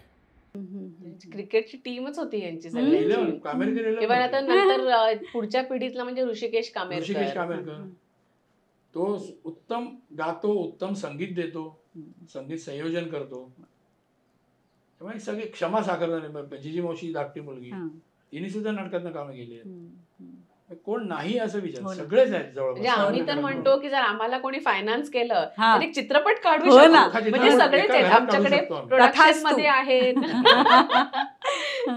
प्रोडक्शन मध्ये आहेत, कलाकार आहेत, म्युझिक डिरेक्टर सगळे आहेत. So आम्ही आता आशा म्हणतो की मावशीचा फक्त धाकटा मुलगा, आशिष मोठा मुलगा, तो आर्किटेक्ट आहे. आशा मावशीचा धाकटा मुलगा आहे राहुल दंडवते, तो रेंजिल डिसूजाला असिस्ट करतो. बरं. तो डिरेक्शन मध्ये अच्छा. आहे, तो धर्मा प्रोडक्शन ओके मध्ये. ओके. त्याची बायको अश्विनीची इंडिपेंडंट डायरेक्ट करते, हां. म्हणजे ऍड फिल्म्स आणि आणि बरं. प्रोडक्शन Web मध्ये series सुद्धा वगैरे. शी बरं. Handles production. वा वा वा वा. म्हणजे प्रोडक्शन पासून पोस्ट प्रोडक्शन पर्यंत सगळं आमच्याकडे आहे. तुमच्या फॅमिली गेट टुगेदरला मला यायला आवडेल. अरे नक्की ये, तू खरंच ये. म्हणजे एवढी इतकी व्हरायटी असते ना आमच्या इथे. आणि आता आम्ही जेवढे इथे आहोत, म्हणजे साधारण एक 35 जण तेवढेच परदेशात आहेत. अच्छा. म्हणजे एक पुढची जनरेशन हा, हा. म्हणजे तेवढेच बाहेर आहेत. ओ. म्हणजे सगळी फॅमिली जर आम्ही आलो एकत्र, एक वर्ष आम्ही गोव्याला गेट टुगेदर केलो तर 7 वर्षापूर्वी केलं होतं. 60 लोक होतो. 19 साली मला वाटतं, अच्छा. कोविडच्या आधी. हा हा हा हा. कामेरकरांचं गेट टुगेदर आम्ही गोव्याला करायचं ठरवलं. ऑस्ट्रेलिया, अमेरिका, इंडिया असं हा सगळं हा केलं. हा हा हा. आणि एक वर्षभर साधारण फेब्रुवारी पासून आम्ही तयारी केली, डिसेंबर मध्ये करायचं. आणि ते पण 26, 27, 28, 29. अच्छा, कारण 30-31 रेट जवळपास डबल होतात. बरोबर बरोबर. रिसॉर्ट शोधण्यापासून सगळ्यांना पाठवण्यापर्यंत हम्म, सगळ्यांची ओपिनियन घ्यायची. हम्म. आणि मग केवळ या गेट टुगेदरसाठी आम्ही एक वेगळं अकाउंट काढलं होतं बँकेत. अच्छा. सगळ्यांना सांगितलं होतं तिथे डिपॉझिट करा डायरेक्ट पैसे. हा, हा. मग ती जबाबदारी हे आमच्यावर मोठा नाही. इव्हेंटच आहे हा. अरे हा. खूप इव्हेंट आहे. आणि म्हणजे आम्ही ना सगळेजण वाट बघत असतो की आता स्पेशली भाऊबीज आली हा, हा. किंवा असं काही रक्षाबंधन आलं की आम्ही सगळ्यांना वाट बघतो की कधी आता आपण एकत्र येऊ आणि खूप धमा. आणि मला असं वाटतं ना आजच्या काळामध्ये ना हे गरजेचं झालंय. खरंय, कारण खरंय. इतके जण आपापल्या हळूहळू याच्यामध्ये कमी ना होत चाललंय. आणि उगाच बिझी असतात हा. म्हणजे आपण वेळ काढू शकतो आपल्या फॅमिलीसाठी. पण मग आम्ही असं विचारलंय की आठवड्यातनं किंवा महिन्यातनं एकदा तरी आपण सगळ्यांनी भेटायचंच. मग त्याच्यात आम्ही कित्येक वेळा काय करतो ना, आता 4-5 जण मिळून कुठली तरी एखादी कथा हे करूया, चल त्याच्यावर काहीतरी डिस्कस अरे करूया, वा. असं पण करतो आम्ही. हा. की समजा तर राहुलकडे एक गोष्ट आहे, हा. चल आपण त्याचं ना एक स्क्रिप्ट लिहिली आहे मी, आपण त्याचं वाचन करूया. अच्छा. मग आता तू प्रोड्युसर आहेस, तू डिरेक्टर आहेस, तू ऍक्टर आहेस, मग आपण कुठे काही ती पिच करू शकतो का, अरे वा. काही करू. सो ना ह्या गोष्टी सुद्धा आम्ही करतो. वा वा. सो असं वाटतं की ह्यांना सांगू, कोणी असेल फायनान्सर तर सांगा आम्हाला. जोक सपाट, पण म्हणजे इतकी टॅलेंट आहे. आणि मला असं वाटतं की ते तुझ्या आजोबांपासून आलेलं असेल. म्हणजे HMV मध्ये ते रेकॉर्डिस्ट होते ना, तिथपासून मला वाटतं ती लेगसी आहे. आणि आम्ही सुद्धा ज्या सुना आहोत, ज्या इथे बाहेरनं ह्या घरात आलेलो आहोत कामेरकरांच्या, तर आम्हाला असं वाटतं की आपण पण ते ना पुढे चालू ठेवलं पाहिजे. किंवा सुलभाताईंचा काय एक दृष्टिकोन होता किंवा त्यांना काय करायचं होतं, तर जेवढं शक्य असेल तेवढं आपण ते पुढे न्यावं असं मला तरी वाटतं. तो जो मोठा इव्हेंट केला होता आम्ही, त्यासाठी आम्ही जे वेगळं अकाउंट उघडलं होतं, त्या सर्वात पहिले माझ्या ऑस्ट्रेलियाच्या मावस भावाने पैसे भरले आणि त्याला मी चुकीचा अकाउंट नंबर अय्यो. वेगळाच अय्यो. वेगळ्याच माणसाला पैसे गेले. त्या बाईंनी फोन केला अच्छा. बँकेत आमच्या, हा. की माझ्या अकाउंट मध्ये असे पैसे आले, तर मी काय मागितले नव्हते, कोणी डिपॉझिट केलेत. मग मी तोपर्यंत त्यांना सांगितलं होतं. मग त्या बाईने ते ट्रान्सफर केले. मला शिव्या घातल्या. पण आम्ही एक गोष्ट केली होती की आम्ही दिवस आणि वेळ सांगितली होती, कुठल्या दिवशी कुठल्या ठिकाणी भेटायचं. तुम्ही तुमचे डायरेक्ट आहे, ट्रॅव्हल प्लॅन आम्हाला नका करायला सांग. हे कोण सांभाळत बसणार प्रत्येकाला. अमेरिकेच्या वेळा वेगळ्या, ऑस्ट्रेलियाच्या वेगळ्या. म्हणजे आम्ही तिकडे 48 जण होतो फॅमिलीमध्ये. बरं. तरी काही लोक नव्हते. अच्छा. आणि त्यावेळेला ना मग अशा वेळेला मग हे किती साली होतं? हे 2019. 2019ला. म्हणजे अशा वेळेला वाटतं की अरे सुलभामाशी असते आता तर, किंवा हे असते तर, अशी अशा वेळेला मग त्यांची कमी आम्हाला खूप जाणवते. की 19ला तर तुझं हे कोविड सुलभामाशीला असं ना, मिहीर माझा मुलगा जो आहे आमचा, तो ना खूप वेगवेगळे आवाज काढतो. त्यांना सुलभाताईंना ना खूप हे असायचं, अप्रूप असायचं नातवाबद्दल, की अरे मिहीर ना. आणि मग तो असा आतमध्ये खोलीत बसायचा आणि बाहेर कोणी आलं ना तर तो असा हेडफोन्स लावून ना वेगवेगळे आवाज काढायचा. की मग ती बोल, अरे बच्चा जरा बाहेर ये, तू जरा हा आवाज काढून दाखव रे त्यांना. तो तिला असं वाटायचं की अरे तू एवढं सगळं करतोस तर तू लोकांना दाखव असं. तर ते खूप कौतुक असायचं तिला. पण तरी सुद्धा कधीही आमचा मुलगा ह्या क्षेत्रातनं अगदीच म्हणजे तो ह्या क्षेत्राशी अजिबातच निगडीत नाहीये. त्याने डेटा सायन्स केलंय, डेटा अनालिस्ट आहे तो वगैरे. पण तिथे पण सुलभामाशीनी किंवा त्यांनी कधी असं नाही की अरे आपल्या क्षेत्रामध्ये कसा नाहीयेस तू, किंवा इथेच आलं पाहिजेस तू, अरे माझा नातू आहेस आणि तू ह्या क्षेत्रात, असं कधीच नाही झालं. मुलगा कलाकारच व्हायला पाहिजे असं आपल्याकडे त्यांचं असं होतं की तुला जे करायचंय ते तू कर, तुला गायचंय तुझ्या आवडीसाठी तू गा, तुला जे करायचंय पण त्याचं त्याच्यापुरतं असतं. म्हटलं तुझ्यापुरतं ठेव ना, काय हरकत नाही, पण वाजवत जा मधून मधून स्वतःसाठी. म्हणजे असं कधी त्या अपेक्षांचं ओझं त्याच्यावर पण सुलभाताईंनी कधीच नाही टाकलं की अरे आपल्या घरामध्ये सगळे असे तर तू का नाही करत वगैरे. काही नाही, तुला नाही करायचंय ना, काय हरकत नाही, असं होतं ते. आणि आई बाबांनी कधी मला प्रमोट नाही केलं की हा आमचा मुलगा आहे, याला जरा बघा. मला फायदा त्याचा एवढाच झाला की अरविंद आणि सुलभा देशपांडेचा मुलगा असल्यामुळे मला म्हणजे ऐकलं गेलं माझं. मी कोणाकडे अप्रोच झालो स्वतः तर बाद में असं नाही झालं, लाईनेज माहिती होतं. आता शेवटी तुमच्यात जे आहे त्याच्यावर तुम्हाला पुढे कामं मिळणार. तुमच्यात मुळात काही नसेल तर तुम्ही कोणाचाही मुलगा असेल ना, काय फरक पडतो, काय होणारच नाही. एखाद दुसरा सुरुवातीला मिळेल, पुढे तुमचं तुम्हाला जायचंय. पण हे मला आई बाबांनी सुरुवातीपासूनच सांगितलं होतं. त्यामुळे तो शापितचा किस्सा जो मी मगाशी सांगितला प्रॉपर करू ऑडिशन करून आईने पण कधी हा माझा मुलगा आहे त्याला तुमच्या बघा. कर्तृत्वावर तुम्ही वर या. Definitely. तुम्हाला कधी मदत लागली तर आम्ही आहोत, हम्म. पण आमचं नाव सांगून कुठे तुम्ही काम मिळवताय किंवा आमच्या नावाचा कधी तुम्ही कुठे फायदा करून घेताय असं कधीच करू नका. मी करू नका ना सांगायची वेळच नाही वेळच आली नाही. खरं तर. हे सुरुवातीपासूनच संस्कारच असे कळलं होते होतं. की ती अशी वेळ नाही आली सांगायची की आम्ही सुलभाचेंची सून आहे ना, मला हे द्या, असं कधीच नाही झालं. शेवटी आपलं काम बोलतंय क्षेत्रामध्ये आणि तुमच्या नशिबात असतं ते तुम्हाला मिळतं. Correct. ते कुठे जात नाही. उशिरा असेल तर उशिरा पण मिळतं. नीना, देशपांडेंच्या घराण्याबद्दल काय सांगशील? देशपांडेंच्या घराण्याबद्दल सांगायचं तर माझे पणजोबा म्हणजे अरविंद यशवंत देशपांडे, यशवंत दत्तात्रय देशपांडे, दत्तोपंत देशपांडे, त्यांची महाराष्ट्र संगीत नाटक मंडळी होती, संस्था होती त्यांची, म्हणजे संगीत नाटकं करायचे ते त्यावेळेस. माझे आजोबा जे होते म्हणजे पप्पांचे वडील यशवंतराव देशपांडे, ते आर्मीमध्ये डॉक्टर होते. नंतर त्यांनी स्वतःची प्रॅक्टिस केली शिवाजी पार्कला आणि त्यांना 3 मुलं. एक माझी मोठी आत्या म्हणजे निर्मला, तिने बंगाली माणसाशी लग्न केलं, दासगुप्ता म्हणून, निर्मला दासगुप्ता. तिला 3 मुलं, एक मोठी मैना, मधली श्यामा आणि तिसरा आम्ही त्याला बाबू म्हणतो, त्याचं नाव मनोज. तर ते तिघही वेगवेगळ्या. मनोज आता सध्या जाहिरात क्षेत्रात आहे, म्हणजे तो डायरेक्ट करतो, प्रोड्यूस करतो वगैरे, तो त्या फील्डमध्ये. श्यामा आहे ती, श्यामा आणि मैना दोघे पॉंडिचेरीला आहेत. मैना तर कम्प्लीट कित्येक वर्षापासून आहे तिकडे, तिथेच राहते, तिथेच शिकवते, तिथेच सगळं करते. श्यामा पण थोड्याफार फरकाने तेच करते. तर श्यामाची मुलगी आहे अहिल्या, ती आता नुकती जिंगल्स वगैरे करायची, इन्फ्लुएन्सर आहे आणि ऍक्टर आहे. ऍक्टर आहे ती. आता तिचा पिक्चरला अभिषेक बरोबर आय वॉन्ट टू टॉक, तो आता रिलीज होणार आहे ना, अहिल्या अहिल्या बुमरू म्हणून जी आहे ती माझी भाची. So ती पण आता म्हणजे या क्षेत्रात आलेली आहे आता. त्याच्यानंतर पप्पा, हे आम्ही एकमेव द्वितीय त्यांचे. माझ्यानंतर सुरेश काका, त्याचा मोठा मुलगा सध्या अमेरिकेत आहे, तो बेकरी त्यांनी केलं होतं, बेकरी बिझनेस. तो सध्या फूड अँड ह्याच्यामध्ये आहे. धाकटी मुलगी म्हणजे त्यांची माझी चुलत बहीण गेली कॅन्सरने. कारण म्हणतात ना ते एक पिढी सोडून एका पिढीत येतात. माझी आजी पप्पांची आई कॅन्सरने गेली, चौलत बहीण कॅन्सरने गेली.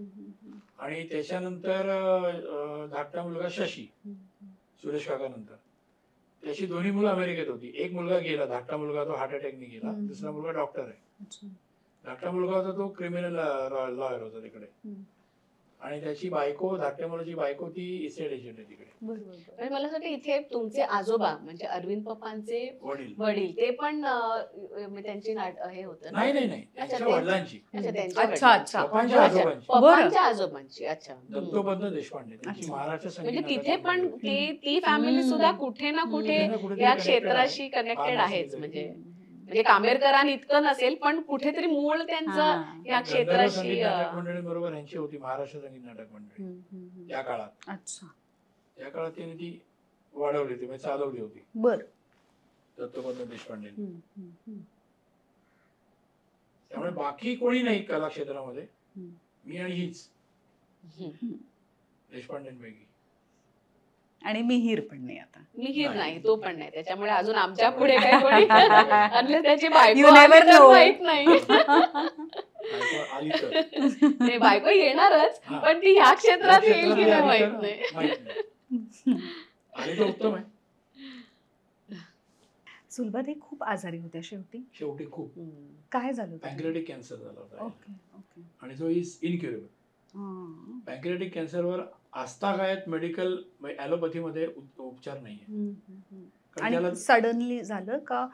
कसं असतं ना, आणि त्याला काय होतं, तुमचं असं ते इंद्रिय आहे ना की ते तुमचे सगळे अँटी हे बॉडीज तयार होतात. त्यामुळे त्याला तुम्ही रेडिएशन ट्रीटमेंट पण देऊ शकत नाही, केमोथेरपी करू शकत नाही. साधारण फेब्रुवारी मध्ये कळलं आणि जून मध्ये त्या गेल्या.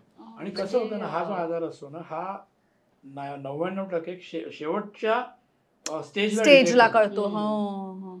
त्यांचं डिटेक्ट झालंच ते इतक्या लेट डिटेक्ट झालं. कसं झालं ना, आईचं नोव्हेंबर मध्ये मणक्याचं ऑपरेशन झालं होतं हिंदुजामध्ये. तेव्हा सगळं स्कॅनिंग झालं होतं, सिटी स्कॅन झाले होते, सगळं झालं होतं, सगळे हे करून झाले होते, हम्म.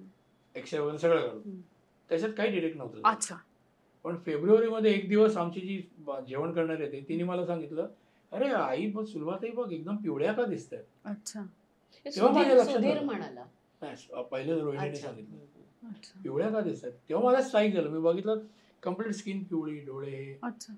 रेग्युलर पाण्यातलं असल्यामुळे जाणवत नाही. हा हा पण मी सुधीरला आमच्या मेळायला सांगितलं, सुधीर आडारकर, हा हा त्याने सांगितलं असं झालं, 1 मिनिट तू काम कर, पहिलं तू हे करून घे, काय म्हणतात त्याला, स्कॅन करून घे, किंवा ते काय म्हणतात रेडी नाही सही काय करते, सोनोग्राफी. सोनोग्राफी आणि सगळं करून घे, कारण मला डाऊट आहे.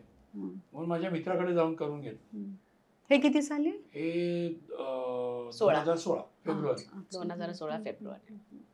तर त्याने सांगितलं की त्यांना पॅन्क्रियाटिक कॅन्सर आहे, हा, हा. Which is incurable. हा. या पुढचे मॅक्झिमम 3 ते 4 महिने जगू शकतील. हो. आणि ह्याचं ना पॅनक्रियाटिक कॅन्सरचं कसं असतं, भूक कमी लागणं, वजन कमी होणं, पण ह्या एज मध्ये ना जेव्हा तुम्ही 80 क्रॉस करता तेव्हा भूक कमी लागणं हे आपल्याला ना कळत असं नाही. सिम्पटम वाटत नाही कळत नाही. की बाबा हे डायरेक्ट कॅन्सरशी रिलेटेड असेल. तर ठीक आहे, भूक कमी लागते, थकवा येतोय वगैरे, पण मग ते डिटेक्ट झालंच ते इतक्या अशा स्टेजला. आणि काय होतं ते ना, curable नव्हतं. ह्या रोगामध्ये ना तुमचं कावीळसारखं ते एन्झाईम्स तयार होतात ना, ती बाहेर पडायला मार्ग नाही, त्यामुळे ती तुमच्या रक्तात जातात, त्यामुळे तुमची स्किन पिवळी होते.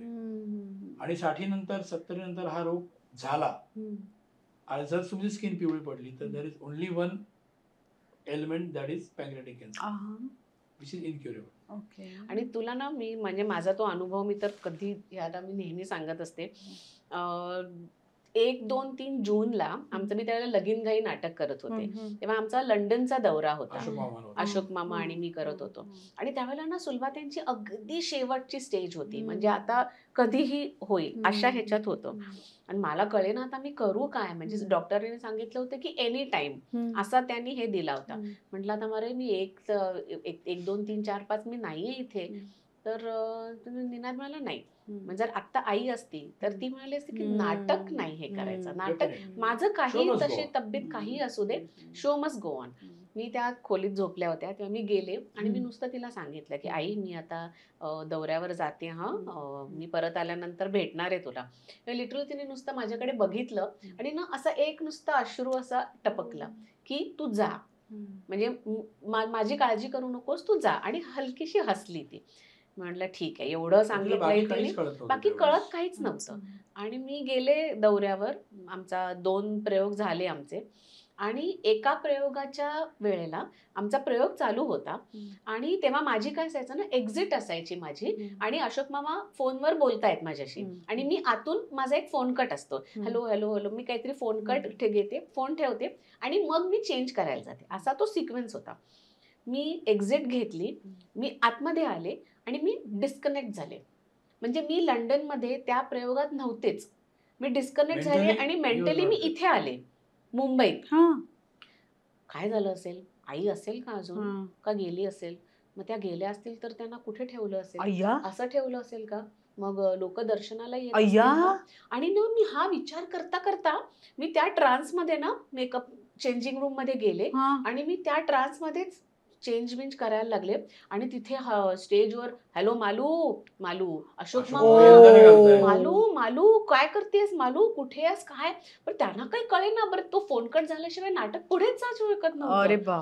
आणि मग आणि तिथे तुला माहितीये बाहेरच्या दौऱ्याला गेले की आपली माणसं केवढी लिमिटेड असतात, म्हणजे तो जो साऊंड ऑपरेट करणारा होता तो सोडलं त्यांनी, तो माईक घेऊन आला आतमध्ये, त्यांनी मला मॅम ताई ताई तुमचं वाक्य आहे, तुमचा डायलॉग आहे. मी तशीच अर्धवट चेंज करता करता ट्रान्स मध्येच मी दार उघडलं, म्हटलं माझा कुठला डायलॉग, मला नाही माहित, तुम्ही माईक घ्या. आणि तो गेला आणि मी माईक घेतला आणि कट्टू मी तिथे परत आली. हॅलो हॅलो हॅलो, मी माझा डायलॉग वगैरे घेतला सगळा, नाटक पुढे झालं व्यवस्थित, नाटक संपलं. आणि त्या दिवशी अशोक मामांचा वाढदिवस पण होता, 4 जून. मी आले आणि मामा काय झालं तुला, तू डायलॉग विसरत नाहीस कधी, असं डायलॉग कशी विसरलीस तू. म्हटलं मामा मला काहीच माहित नाही काय झालं ते, आय डोंट नो. ते म्हणाले की ठीक आहे चल, होतं असं कधी कधी. आम्ही केक कापला, मामांचा वाढदिवस होता, केक वगैरे कापला, आम्ही जेवायला गेलो आणि तिथे दुपार होती आणि इथे संध्याकाळ होती. आम्ही जेवायला गेलो, जेवण वगैरे घेतलं आणि तेवढ्यात एक व्हॉट्सअप कॉल आला मला. आणि व्हॉट्सअप कॉल आला माझ्या कझिनचा म्हटल्यानंतर मला कुठेतरी पाल चुकचुकली की काहीतरी झालंय. आणि तो म्हणाला की आई गेली असं. म्हटलं निनाद किती वाजता गेली? तो म्हणाला की 5:50. आणि त्या काय ती, आणि त्याच वेळेला माझ्याशी हे घडलं होतं असं. म्हणजे माझ्या अंगावर काटा आला. आणि मी असं का विचार करीन की तिला कुठे ठेवलं असेल, दर्शनाला येत असतील लोक आता, मग काय हा म्हणजे तब्येत कशी आहे ठीक आहे आपण विचार करू शकतो, काळजी वाटणं ठीक आहे, पण त्यांना मग त्यांचं अंत्यदर्शनासाठी कुठे येतील लोक, म्हणजे मी इमॅजिन करत होते की तिला असं इथे ठेवलंय, लोक येत आहेत, तिचं दर्शन घेत आहेत, जात आहेत, हे सगळं मी इमॅजिन कदाचित तू इमॅजिन नव्हती करत, तुला ते दिसत होतं. आणि मग सगळे असे झाले तिथे. मग माझी आई म्हणाली काही नाही ग, ती जाता जाता भेटून गेली तुला की मी चालले असं. म्हणजे मी म्हटलं तर ना असे ना आपल्याला अनुभव जे येतात ना कधी कधी आयुष्यामध्ये, ते म्हणजे आपण कितीतरी वेळेला आपण लोकांकडनं ऐकतो, पण जेव्हा स्वतःच्या बाबतीत अजून शहर येतात. त्याच्यामुळे मला ना असं कधी क्लोजरच मिळालं नाही की मी जेव्हा गेले तेव्हा आई होती आणि मी जेव्हा आले तेव्हा ती नव्हती. त्याच्यामुळे मला ना आपल्याला क्लोजर, शेवटचं दर्शन पण काहीच नाही. आणि आमचे अजून 2 प्रयोग होते आणि म्हणजे प्रत्येक प्रयोगाला ना लोक त्याच्यानंतर आम्ही जो प्रयोग केला तेव्हा ते सगळ्यांना कळलंच होतं ना की हे झालंय. तर त्याच्यामध्ये आणि तो जर थोडंसं कॉमेडी किंवा असं हलकं असं होतं नाटक, म्हणजे लिटरली लोकांनी स्टँडिंग हे दिलं की म्हणजे आता हे झालंय, आम्हाला सुलभाताईंचं कळतंय आणि तुम्ही इथे प्रयोग करताय. म्हटलं हे फक्त त्यांच्यासाठी. आणि मग मी यांना सांगितलं तुम्ही नका थांबू माझ्यासाठी, कारण मला यायला अजून 3-4 दिवस आहेत, तुम्ही उरकून घ्या असं.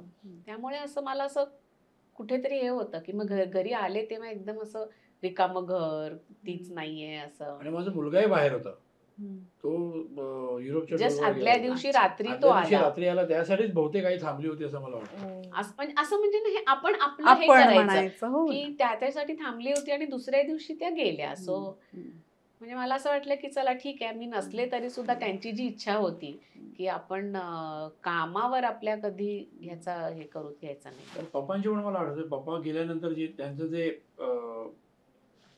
अंत्ययात्रा काढली होती आमच्या घरून, तिकडनं आमचं जे जुनं घर होतं, काका माझा राहत होता तेव्हा, तिथून छबिलदासमधून आजीचं घर म्हणजे कामेरकरांचं, आणि तिकडनं पुढे. आणि आईचं कसं झालं, आई गेल्यानंतर नाट्य परिषदेने एक प्रस्ताव ठेवला होता की आईचं जे बॉडी असेल, शव असेल, ते परिषदेच्या अंगणात ठेव, तिकडे सगळ्यांनी दर्शन घ्यावं. पण इकडच्या लहान मुलांनी विरोध केला कम्प्लीट. सुलू आजी इकडनंच जाणार, म्हणजे खाली ते त्यांनी मांडव वगैरे बांधला होता, त्यांनी सगळी सोय खालच्या वाडीतल्या मुलांनी केली. आणि ते म्हणाले आईचं आणि मुलांचं जे नातं होतं मुलांचं, तो टोल नका होता. आई शूटिंगवर आली की सगळे अडवायची मुलं, लहान पोरं, आई प्रत्येकाला एक चॉकलेट द्यायची, मग ते आईचं सामान घेऊन सगळे वरती. होय का? हे रोजचं असायचं. त्याच्यामुळे ते म्हणाले नाही म्हणे, आजी जाणार ते इथूनच जाणार, आजीना इथून कुठेही तुम्ही घेऊन जायचं नाही. जाऊच दिलं नाही, त्यांचा तो रद्द करावा लागला कार्यक्रम. बर. किंवा पुढच्या वर्षी जेव्हा सुलभाताईंचा वाढदिवस होता तेव्हा सगळ्या घरी आली होती मुलं, केक वगैरे घेऊन आले होते. त्यामुळे की चला आपण ना आजीचा बर्थडे सेलिब्रेट करूया. माझा आजीचा फोटो ठेवून केक वगैरे, त्यांनीच केक वगैरे कापला. म्हणजे हे जे काहीतरी कसं कनेक्शन होतं ना त्यांचं, ते फारच विलक्षण होतं. म्हणजे त्यांचं म्हणजे पप्पांचं आणि सुलभाताईंचं सगळ्यात आवडलेलं काम कोणतं तुम्हाला दोघांना?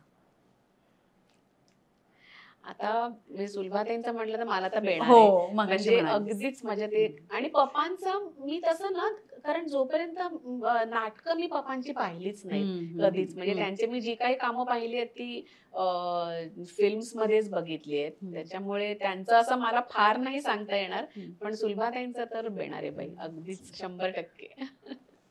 माझ्या आईचे बेणार आहे बाई, आणि पप्पांचं प्रेमाच्या गावात जावे, आणि अजूनही यवनात तुम्ही. पप्पा श्रीकांत मोघे आणि मला वाटतं रमाकांत देशपांडे होते. पप्पा आणि श्रीकांत मोघे तर निश्चित होते. ही 2 कामं मला प्रचंड आवडतात पप्पांची. मला त्यावेळेला कधी कंटाळा आला की मी जाऊन प्रेमाच्या गावाच्या प्रयोगाला जाऊन अच्छा स्ट्रेस बस्टर कम्प्लीट. अच्छा. म्हणजे ह्याच्यासाठीच मला कधी कधी वाटतं की अरे जर असते किंवा जर मी अजून काही वर्षांपूर्वीच जर ओळख झाली असती, पण त्यावेळी मी फारच लहान होते त्याच्यामुळे. आणि बाबांचं अजून एक आवडलेलं काम म्हणजे पाहिजे जातीचे चेअरमन. नाना वगैरे होतं, नाना आणि नागेश बोरवेकर वगैरे होते त्याच्यामध्ये, मी पण होतो. तेंडुलकरांचं विहंग नायक होता आणि सुषमा तेंडुलकर होती. त्यातलं ते चेअरमनचं बाबाने केलं होतं ना, अफलातून कॅरेक्टर केलं, अफलातून. म्हणजे कधी कधी असं वाटतं की त्यावेळेला समजा याचं काही डॉक्युमेंटेशन होऊ शकलं असतं किंवा झालं असतं तर ना ह्या पुढच्या पिढीला किंवा पण बघायला मिळालं त्यांना असतं. ते हो ना. बघायला मिळालं हो ना. असतं. पण त्यावेळेला त्यावेळेला तशा सोयी फार कमी होत्या ज्या आता आहेत. टेक्निकल ज्या बाजू आहेत आता की ज्याने आपण करू शकतो, त्यावेळेला खूपच कमी होत्या, म्हणजे नव्हत्या जवळपास. साधारण 70s लेट 70s मध्ये वगैरे. त्यामुळे डॉक्युमेंटेशन झालं नाही. पण पप्पांवर एक पुस्तक निघालं होतं रंगनायक म्हणून, ते आहे माझ्याकडे. म्हणजे हे कुठेशी मिळतं? हे अवेलेबल आहे आहे आयडियल मध्ये किंवा आपले इथे सुद्धा शिवाजी शिवाजी मंदिरच्या मंदिरच्या ह्याच्यात हो. पण मिळू ओके शकेल. Okay okay. म्हणजे पप्पांबद्दल ह्याच्यात अरविंद देशमुख पप्पांवर सगळं पप्पांनी केलेलं आतापर्यंत त्यांचं कार्य, त्यांच्याविषयी वेगवेगळ्या क्षेत्रातल्या लोकांनी बोललेले त्यांचे विचार, त्यांच्या सहकार्यांनी किंवा त्यांच्या जे नोकरी करत होते तिकडच्या सहकार्यांनी, क्षेत्रातल्या सहकार्यांनी आणि बाहेरच्या माणसांनी, ते सगळं ह्याच्यात आहे. एक ग्रंथच आहे खरं तर. आणि खूप मेहनत घेतली याच्यामध्ये. त्यावेळेला जे होते विजय तापस, राजीव नाईक आणि प्रदीप मुळे. म्हणजे अरविंद देशपांडेंना जर कोणाला खरंच जाणून घ्यायचं असेल की एक व्यक्ती म्हणून, एक माणूस म्हणून किंवा एक कलाकार म्हणून ते काय होते, तर मला असं वाटतं की हे पुस्तक वाचावं लोकांनी. आणि हा नकाशा मी काढलाय छबिलदासचा. अच्छा. छबिलदास शाळेचा. खूप चांगलं पुस्तक आहे. आणि सुलभाताईंबद्दल तर काही बोलायलाच नको. ऍक्च्युअली बघायला गेलं ना, एका ह्याच्यामध्ये मी हे लिहिलंय, म्हणजे शालेय रंगभूमीवर त्यांनी साधारण 4 एकूण संख्या, अभिनय मराठी आणि हिंदी, बालरंगभूमी दिग्दर्शन 13, प्रायोगिक रंगभूमी अभिनयामध्ये 25, दिग्दर्शनामध्ये 8 आणि 1 9, त्याच्यानंतर व्यावसायिक रंगभूमी 16 नाटकं, त्याच्यानंतर हौशी रंगभूमीवर त्यांनी एकच केलं, हिंदी अभिनय केला आणि दिग्दर्शन म्हणजे सखाराम बाइंडर. टेलिव्हिजन सिरियल्स 117, दिग्दर्शन निर्मिती 1 केली होती, हिंदी सिरियल 211, बर. मराठी चित्रपट 62, हिंदी चित्रपट 162, त्याच्यानंतर अवॉर्ड पुरस्कार साधारण 24, 26, 36, 37, 38, 39, म्हणजे 40 पुरस्कार. लघुपट आणि जाहिराती 34. काय नाही केलं त्यांनी आईनी. तुला मी आता सांगते, आमच्याकडे ना अजूनही असे ते ऑडिओ कॅसेट्स असतात ना, ऑडिओ कॅसेट्स आहेत इतक्या, त्याच्यामध्ये आम्ही काढतोय आता की त्याचा समजा आम्हाला काही एक डॉक्युमेंटेशन करायचं आहे, ऑडिओ कॅसेट्स असतील किंवा व्हिडिओ कॅसेट्स आहेत. आता काय झालंय, व्हिडिओ कॅसेटचं तुझ्याकडे प्लेअर पण मिळत नाही. तर जेव्हा मी नावं वाचतोय ना, अरे हे पण केलंय तिने, अरे ह्याच्यात पण केलंय, म्हणजे निनादलाच कितीतरी अशा गोष्टी आहेत की आठवत माहिती पण नाहीयेत की त्यांनी ह्याच्यामध्ये काम केलंय. आता कॅसेट वरून डिजिटल करणं फार कमी लोक आहेत, ते शोधतोय आम्ही खरं तर. म्हणजे त्यांचं सगळं डॉक्युमेंटेशन ना, त्यांचे जेवढ्या काही व्हिडिओ कॅसेट्स आहेत किंवा ऑडिओ कॅसेट्स मध्ये त्यांच्या ना खूपशा मुलाखती आहेत की ज्या आता ऑडिओ कॅसेट्स मध्ये आहेत आमच्याकडे. तुमच्यापैकी कोणाला माहिती असेल अशी कोणी लोक आहेत जी हे ट्रान्सफर करतील तर प्लीज कमेंट्स मध्ये सांगा. आणि आपण डिस्क्रिप्शन मध्ये एखादा नंबर देऊया, म्हणजे तुमच्याशी संपर्क करू शकतो. नक्की, कारण आम्हाला ते करायचंय. कारण जेव्हा आम्ही आता बघतोय ना, तेव्हा असं जाणवते की हे कुठेतरी ना आपल्याला त्याचं जतन केलं पाहिजे ह्या सगळ्या गोष्टींचं. ते आम्हालाही माहित नाही, तर म्हणजे मला असं वाटतं लोकांनाही कितपत माहित असेल की अरे एवढं कार्य आहे त्यांचं. आणि त्या मुलाखतीतनं काय माहित त्यांना अजून काय काय त्याच्यातनं. हे सगळं मी आईनी तिच्या लिहून ठेवायची, कुठली सिरियल कधी केली, काय काम केलं, त्याच्यावरनं सगळं मी ते तिची पारायण करून त्यातनं शोधून शोधून शोधून काढलंय. अजूनही काय माझ्याकडनं मिस झाला नाही, शक्यता दाट आहे आईच्या कामाचं. आणि अलीकडे तर विकिपीडियावरती वगैरे म्हणजे कधी कधी आपल्यालाही माहित नसेल पण आपली सगळी माहिती आपल्याला मिळते. त्याच्यामुळे त्या ह्याच्यात सुद्धा ह्यांची माहिती मिळणार नाही इतकी अजून आहे माहिती असणार. त्यांच्याबद्दलची. विचारा माझा अजून प्रत्यक्षात आला नाही. पप्पांसारखा आईवर पण एक ग्रंथच काढावा लागेल खरं तर. पुस्तक नाही होणार आईवर. होईल, पण तुम्हाला तुमच्या मनात आलंय म्हणजे नक्की हो. तुम्ही घडवून आणाल ते. नाही ना, आमचं तेच प्रयत्न चालले आहेत की सगळे फक्त डॉक्युमेंटेशन झालं ना की त्याच्यातनं मग त्या व्यक्तींशी बोलून त्यांना की तुमचं काय हे आहे, की त्यांच्या काय आठवणी हो आहेत ना, अशा हो. की ज्या सगळ्या लिहून काढायच्या आहेत आम्हाला. कारण असं ना खूप सांगून होत नाही किंवा सांगून आम्हालाही माहिती नाहीये की बाकीच्यांचे अनुभव काय आहेत त्यांच्याबद्दलचे. कारण पप्पा गेल्यानंतर आईने खूप काम केलं.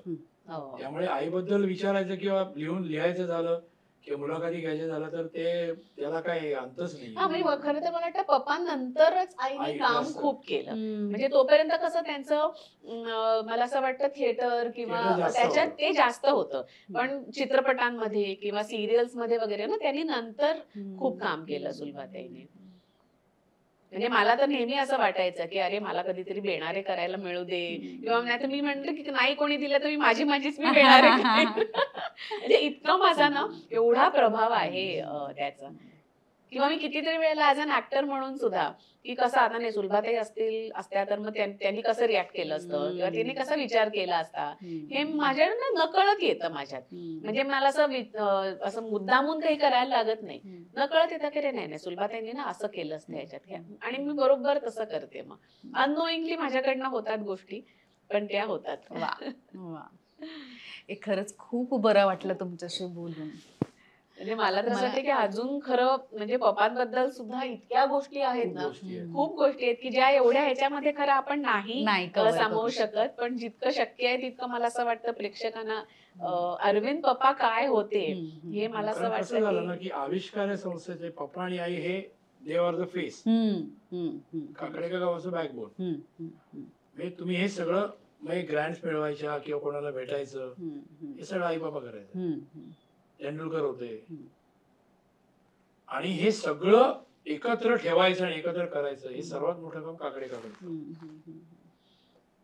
म्हणजे ती पिढीच काही वेगळीच होती ना. म्हणजे मला असं वाटतं की आपल्यामध्ये त्याचा इतका अंश जरी आला ना तरी आपण dedicated भाग्यवान होते. समजू. असं खूपच डेडिकेटेड होते.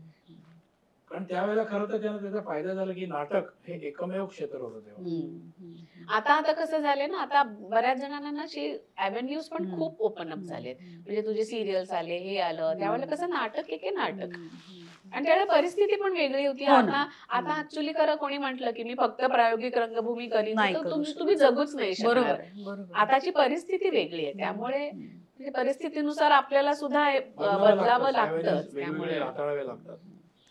त्यामुळे जे करतायत ते सुद्धा अजून त्याच डेडिकेशनने करतायत. फक्त जे नुसतं आता मी झोकून देतो आणि प्रायोगिक ह्याच्यामध्ये तुम्हाला मिळत तर काहीच नाही, तुमच्या खिशातनच तुम्हाला घालायला लागतात. पण हल्ली तर मुंबईमध्ये म्हणजे श्वास घेण्यासाठी सुद्धा तुम्हाला पैसा लागतो. त्यामुळे ना जे करतायत ते सुद्धा मला असं वाटतं की खूप प्रामाणिकपणेच करतायत, ही जे नाटकात आपण जे करतोय. So thank you so much. खूप छान माहिती दिलीत, आणि म्हणजे या सगळ्या आठवणींना उजाळा देण्यात जर का काही त्रास झाला असेल तर सॉरी. मला असं वाटतं की आपण त्या व्यक्तीला ना असं छान जे काही असेल ना ते मला तरी वाटतं की ना कुठल्याही माणसाचं ना आयुष्य सेलिब्रेट केलं पाहिजे, रादर देन हरी त्या नाहीयेत आता असं करण्यापेक्षा की त्यांनी जे काही कार्य केलंय किंवा त्यांचा जो एक प्रवास होता आयुष्याचा तो मला असं वाटतं आपण साजरा केला पाहिजे. थँक्यू. थँक्यू. आणि तुम्ही सगळेजण ऑलवेज पाहत राहा दिल के करीब स्मृतिचित्र.